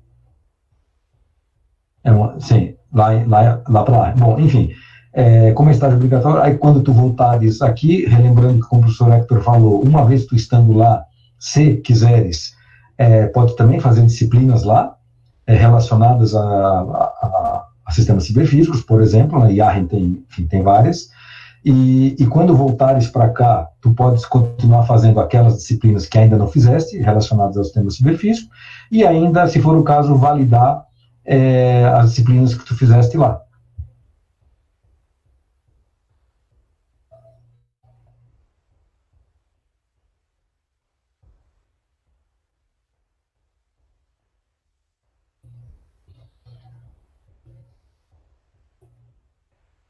Não, o que acontece às vezes é que algumas daquelas optativas, né?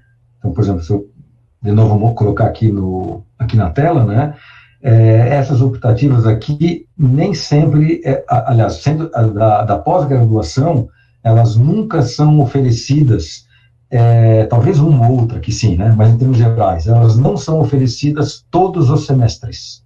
É sempre porque a nossa pós-graduação aqui ela é bimestral. Então, são disciplinas de 2 meses.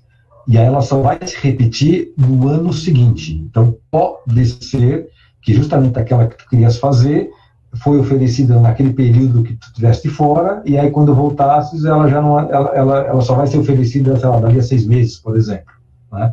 Então, pode ter esse pequeno descompasso aí temporal de quando a disciplina é oferecida.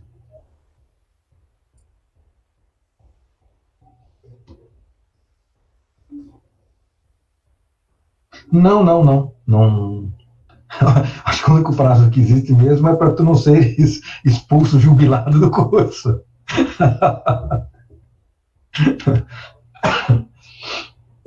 Posso complementar essa pergunta, então? Para depois pergunta? Tá. Então, eu quis deixar aqui mais para o final, né? Queria agradecer aí de coração o Guilherme. Não, mas Hector, ele tem uma pergunta ainda, mais uma pergunta. Eu vou complementar a tua resposta. Desculpa. Eu queria agradecer de coração, Guilherme, por ter se disponibilizado, né, para fazer a transmissão ao vivo via YouTube, certo? Obrigado mesmo, Guilherme, foi super legal. E foi necessário. A gente chegou aqui num pico, aqui no Meet, de quase 50 praticamente. No YouTube deu um pico de quase 30, mas no YouTube deu mais de 80 pessoas já acessaram a live do YouTube. Então foi realmente necessário fazer o Meet com a live. Obrigado novamente, Guilherme. A gente vai disponibilizar depois, certo, a gravação. Depois eu mando via fora da gravação o link para assistir a gravação. Para quem não assistiu, quem quiser assistir de novo alguma coisa. Então, sobre os módulos de formação, Guilherme, o que acontece, tá, é que para cada módulo tem um professor responsável, né? No sistema ciberfísico é o professor Ubirajara. Tu chegou a conversar com ele, eu imagino? Sim, não, eu conversei com ele, estou fazendo as disciplinas dele, inclusive. Mas já falei beleza. Então, o ponto principal é tu alinhar, né, com o professor responsável pelo módulo, o que vai ser feito e o que vai ser o fim do módulo. Porque os requisitos de cada módulo é cursar 12 créditos, né, de um rol de disciplinas, esse é o requisito, certo? E depois fazer estágio IPFC na área. O que é estágio PFC na área? É o supervisor ali do módulo, né? Se for necessário, vai te ajudar a encontrar uma empresa local ou instituição para fazer um estágio na área, ou PFC, e vai também ajudar a alinhar para que o estágio PFC esteja, digamos, compatível e consistente com esse módulo de formação. Tendo isso alinhado, tá tudo certo. Beleza, Guilherme? Porque quando se coloca ali, né, que os módulos não vão ser oferecidos sempre, é no seguinte sentido, né? Atualmente tem 5 módulos. Pode ser que no próximo semestre, certo, mude algum módulo, certo? Ou amplie o número de módulos. Ou daqui a 3 anos os módulos estejam diferentes. Porque a ideia dos módulos é que seja algo flexível e que a gente vai adaptando de acordo com a demanda dos estudantes, o contexto o que a indústria está digamos, que está em alta, certo? De acordo com os interesses dos alunos, já vai oferecendo algo, digamos, meio que customizado para esse interesse que vai mudando rapidamente com os avanços tecnológicos e mercados e assim vai. Então, por que pode mudar? É mais o seguinte sentido, Guilherme, né? Tu não deve ficar preocupado, tá, mas quando acabar meu estágio lá na Alemanha, o módulo vai sumir, eu vou perder tudo? Não, isso certamente não vai acontecer. É mais o seguinte sentido. Alguém que está pensando em fazer sistemas ciberfísicos agora, né? Aliás, está pensando em fazer sistemas ciberfísicos daqui a um ano, pode ser que daqui a um ano não esteja mais sendo oferecido, ela não vai ter nem a oportunidade de começar a trilhar as disciplinas desse módulo. É nesse sentido, Guilherme. Ele não vai mudar do nada e quem começou vai terminar. Esse é o ponto. Ah, tá. Não, era bem isso aí. Obrigado, Tom Hector. Agora ficou claro. Tá, aí até a ideia, tá, dessa nossa live aqui com o Rabelo, depois pegando o feedback do formulário da Lumini, que eu vou disparar o e-mail, né, ainda hoje à noite, depois aqui de encerrar, é a gente, né, atualizar na página do curso certas informações sobre os módulos, linhas de especialização, vários pontos que o Rabelo colocou aqui, né, de o que é o curso, quais são os mercados de trabalho possíveis, o que faz engenharia de controle de automação. A ideia é a gente atualizar tudo isso na página do curso de maneira, digamos, didática, né, para quem é dentro do curso, que é de fora também, de maneira organizada, estruturada e motivadora, e também colocar na página do curso oportunidades de estágio, como é que funciona a dupla diplomação, o que precisa fazer para ir atrás disso. Tudo isso a gente já está em mente aqui para colocar na página do curso, além de também atualizar na página do curso várias informações sobre o curso, tipo essa live, certo? Outros vídeos também, entrevistas com professores, outras lives que eu espero que a gente volte a realizar no futuro, certo? Colocar na página do curso para quem quer conhecer mais sobre o curso, tanto quem está dentro da graduação, como também está no ensino médio, pensando em fazer engenharia, não sabe o que fazer, e possa servir para informar e para motivar também. Beleza, Guilherme? Não, beleza, tranquilo. Então pode fazer a tua segunda pergunta, fica à vontade. Isso. Com relação, o professor Rabelo tinha falado ali no meio da apresentação sobre alguns, pelo que eu entendi, cursos que seriam dados por ex-graduandos, cursos básicos, assim. Você poderia falar mais sobre, que eu achei bem interessante, e não sabia dessa. Aliás, teoricamente era para ser bem interessante, mas por incrível que pareça a receptividade foi baixa quando a gente fez as primeiras edições, né? Tem a ver com esses cursos aqui de ferramentas, né? Por exemplo, é um curso específico sobre gestão de projeto, um curso específico sobre machine learning, um curso específico sobre business intelligence, um curso específico sobre programação de microsensores, e por aí vai. E quem que dá isso? Portanto, são nossos alunos profissionais do mercado, já super experientes, portanto, que vão lá e vão ensinar ferramentas. Então, sei lá, como mero exemplo, vou dar um curso de Business Intelligence.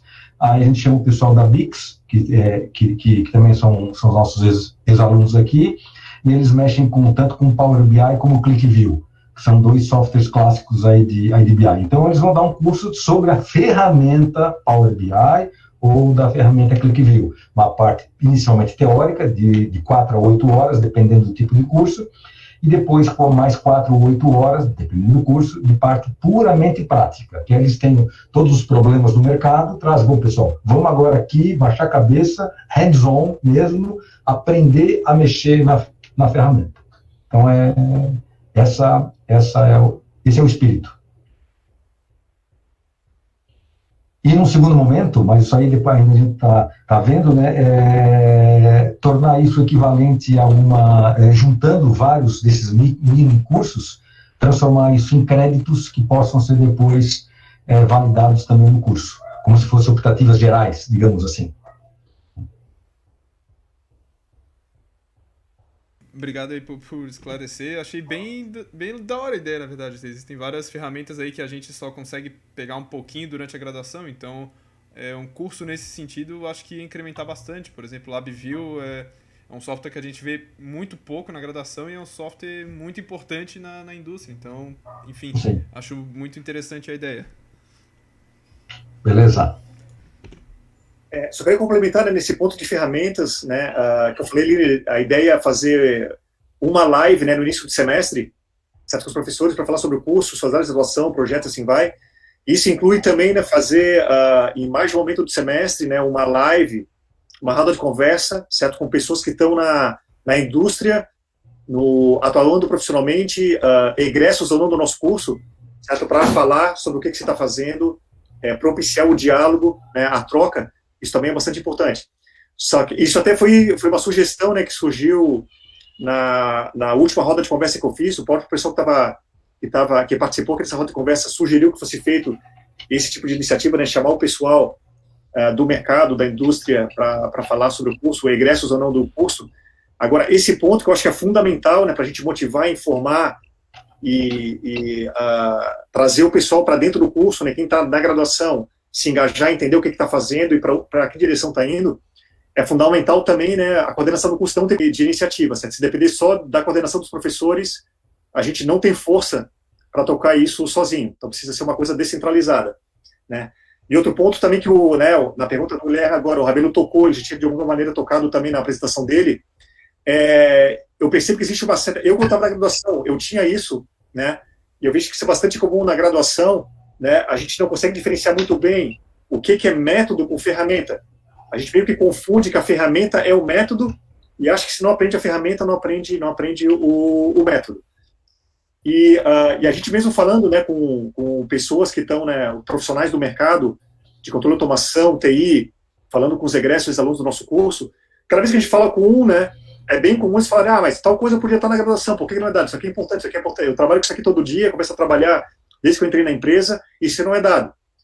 Sim, não quer dizer que são importantes, mas se a gente fosse atender as demandas de cada empresa de engenharia, né, as demandas que ela tem, de como é que elas achariam que os profissionais, né, que se formam, ingressam na empresa, devem estar melhores preparados, a gente precisaria de um currículo de talvez 10 anos, ou 12, ou 15, para atender todo mundo. Né? A gente consegue atender, de repente, né, um setor específico de automação. Mas como o Rabelo apresentou, né, o leque de atuação profissional é praticamente infinito.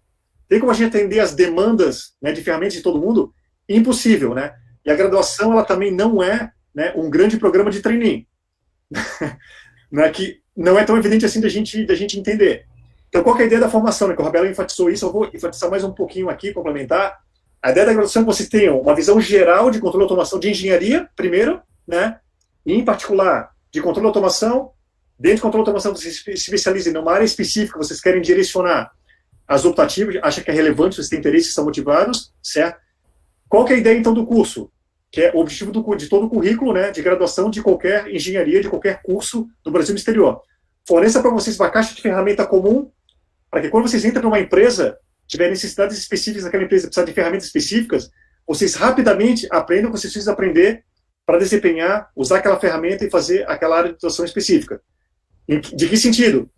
Trabalhando numa equipe de trabalho, né, uma equipe multidisciplinar, onde tem pessoas mais experientes, pessoas de 60 anos, pessoas de 40, de 30, de 20 e poucos que acabaram de se formar nessa equipe, qual a experiência deles, qual a dinâmica da equipe, eles auxiliam vocês a entender, vocês vão passar por programas de treinamento dentro da equipe, programas de treinamento dentro da empresa, fora da empresa, a empresa vai pagar curso para vocês, para que vocês passem por esse treinamento inicial, para que então vocês estejam, digamos, dominando essas ferramentas, essas metodologias para atuar na profissão de vocês. E não tem como a graduação oferecer tudo isso para vocês em todas as áreas. Tem como oferecer alguma coisa, mas todas não tem tempo, né, no currículo, nem disciplinas para isso tudo. Então esse é um ponto importante de saber distinguir. E aqui volta, né, de vocês também, né, junto com o apoio dos professores e a coordenação do curso, vocês veem assim, tem tal curso, certo, tal ferramenta, tal área. traz essas demandas para a gente, e vamos coletivamente, né, trazer pessoas de fora para fazer mini-curso, fazer workshop, fazer roda de conversa, a gente suprindo essas lacunas em meio à graduação, certo? Para suprir o currículo, um complemento nesse sentido. Queria fazer rapidinho, assim, me estender 2 comentários, né? Um é relacionado assim, que eu comentei agora há pouco, né, mas talvez ficado passando, nós já organizamos algumas coisas, e na prática, vou ser assim, bem honesto, Guilherme, acabamos passando um pouco de vergonha, né, porque fizemos uma propaganda, etc., e apareceram 6 alunos, tipo assim, né, os alunos pedem, não sei o que lá, mas na hora deles comparecerem e prestigiarem, aí eles não comparecem e não prestigiam. Putz, isso, assim, é um tremendo desânimo, né. E agora, numa outra perspectiva dessa questão de aprender a ferramenta X, Y, Z, etc., foi, acho que há uns 2 anos atrás, embora, quer dizer, eu vou usar isso como exemplo, mas já ouvi essa frase equivalente de não sei quantas assim, gestores e tal. Estava falando com o setor bancário, que aparentemente não tem nada a ver com automação, né? O diretor de tecnologia do Itaú, um evento que teve em São Paulo de inovação, etc., etc., e ele tem lá uns rapazes aqui do nosso curso. E a gente fala, quer dizer, eu sempre, quando eu cruzo com empresários, a gente tem bastante contato, eu sempre tento entender como é que anda o mercado, as necessidades, etc., etc., né? Mas esse cara do Itaú me falou assim, curto e grosso, olha, cara, pouco importa se o aluno vai sair de lá, assim, sabendo, de vocês, falando da automação, a gente não está preocupado se ele não sabe mexer naquela ferramenta X, Y, Z, ou a técnica tal e tal. O perfil de profissional de vocês é tão assim, genérico que o que para nós conta é um mindset, essa formação que ele vem sólida, cara, que a gente coloca esse profissional para fazer qualquer coisa e ele consegue fazer e de uma forma boa e etc. Porque justamente é essa base que se traz. Depois ele vai rapidinho, ele faz um cursinho na própria empresa da ferramenta XYZ, da técnica ABC, e pega e vai embora sem problema nenhum, né? Então, essa questão de não saber assim, a ferramenta, claro, tanto é que a gente está tentando oferecer isso, né, é importante, mas o principal é você ter o domínio assim, das fundamentações teóricas que estão por trás disso. Porque depois você usa qualquer ferramenta, qualquer método para aquilo.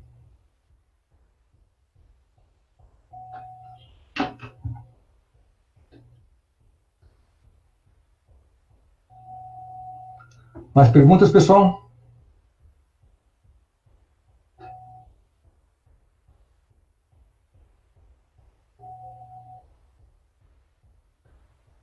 O Hector, o pessoal já está tudo indo embora, daqui a pouco nós temos só 2 aqui, viu, cara? Fechamos aí, começando a me aqui. Então, podemos encerrar, então. Eu queria agradecer demais, né, encarecidamente mesmo o Rabelo, né, por ter... O Rabelo é super engajado, né, em tudo, com a graduação, ele tem realmente um carinho muito grande pela graduação, né, uma motivação muito grande pela automação, como ele colocou, que deixou evidente, né, na fala dele e nos slides. Eu agradeço demais, Rabelo, por tu se disponibilizar, né, dedicar teu tempo, preparar aí o material, discutir, né, com a alumni, com a comissão de professores, com a coordenação do curso, como é que a gente poderia estruturar, né, e organizar essa apresentação. Agradecer a alumni novamente, né, como eu fiz lá no início, né, por ter meio que trazido, né, a questão para a gente, discutiu com a gente, conversou, fizemos várias reuniões com os professores, depois disso com a alumni também, e a gente foi construindo, né, a várias mãos, vários professores, né, várias pessoas da alumni envolvidas, né, e em especial a alumni e o Paulo, né, que foi, digamos, quem estava encabeçando, né, essa demanda específica da apresentação de hoje, certo? Que trouxeram a questão para a gente, realmente, com esse apoio mútuo, né, a gente realizou esse evento, né, que eu acho que atingiu as expectativas de todo mundo, né, aqui no Meet e pelo YouTube também. E, novamente, né, ao Guilherme, que cuidou aí toda a parte de transmissão, né, via YouTube, né, e sem ele, né, a gente não teria essa ferramenta mais do YouTube, já vai ficar registrado e depois disponibilizar a gravação via YouTube. E aí tá o último recado, então, já vou falar do formulário da Alumni, mas com o último recado aqui da graduação, certo? Já foi criado essa semana um canal do YouTube da ECA, do nosso curso, que ainda não tinha um canal da ECA, então já foi criado. O primeiro vídeo que vai ser colocado lá vai ser essa live do Rabelo, e o que a gente quer, então, é periodicamente estar fazendo novas lives, novas rodas de conversa, certo? Sei lá, 1 ou 2 por semestre, é isso que eu tenho em mente, assim, pelo menos inicialmente. Se puder mais, depende mais de vocês do que de mim, e começar a colocar material lá, entrevistas com professores, vídeos com os professores falando suas áreas de atuação, seus projetos, o que fazem, sua experiência profissional, entrevistas com estudantes também da graduação, entrevistas com egressos, né? Já puxo aqui uma parceria com o aluno para a gente puxar alguns vídeos deles, colocar aqui também, né? Compartilhar no canal da ECA, e a gente vai seguindo aqui. Beleza, pessoal? Para finalizar, para a gente fazer iniciativas futuras, tá? Não depende só do empenho, né? E da vontade, dedicação da coordenação do curso e dos docentes, depende muito mais das entidades, né? Trazerem as demandas, ajudar a construir, né, várias mãos essas ações, e também da graduação como um todo, certo? Novamente, se ficar depender só dos professores da coordenação do curso, a gente não consegue tocar essas lives, essas rodas de conversa. Tem que ser uma coisa descentralizada, vocês trazendo questões, ajudando a organizar os eventos. É a tal da parceria, é a tal da gente construir e fortalecer a parceria. Exatamente, né? E essa questão de cooperação, né, é o que é mais valorizada no mercado de trabalho, é a cooperação, certo? Inclusive, dos pontos fortes da CAT, né, que o Rabelo aqui mencionou várias vezes na apresentação dele, eles construíram uma cultura de cooperação e não de competição. Mesmo entre empresas rivais, as empresas rivais do mesmo mercado, elas cooperam entre si. Quando eu vi isso, eu achei que era história. Aí eu falei com o pessoal da CAT, empresas, ex-alunos falaram, não, é isso mesmo, a gente se marca para conversar, eles trocam informações, mesmo empresas concorrentes, para se ajudar, porque um dia a empresa que está na frente ajuda a concorrente, outro dia a empresa que foi ajudada ajuda o outro lado, ou seja, todo mundo está ganhando. Ou seja, a questão de cooperação é fundamental nesse processo, a gente precisa trazer essa questão da cooperação, né, mútua, de apoio, para dentro da graduação também e para as disciplinas. Joia? Então, o formulário da Alumni, eu vou mandar um e-mail daqui a pouquinho, certo? Pelo fórum da graduação, explicando o formulário e dando o link para vocês preencherem.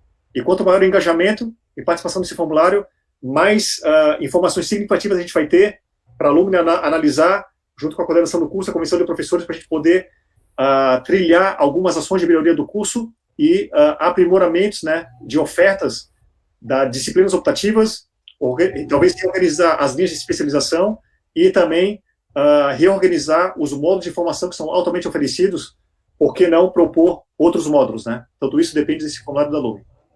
E agradecer, por fim, né, a todos os presentes aqui, tivemos praticamente 100 pessoas presentes, né, aqui no YouTube e no Meet, então foi significativo, certo? Então, a gente segue juntos. Parabéns aí para todo mundo, obrigado pelas contribuições de todos. É isso, então. Obrigado. Obrigado a todos. Hector, super parabéns também pela iniciativa. Tu estás puxando tudo isso aí. Valeu.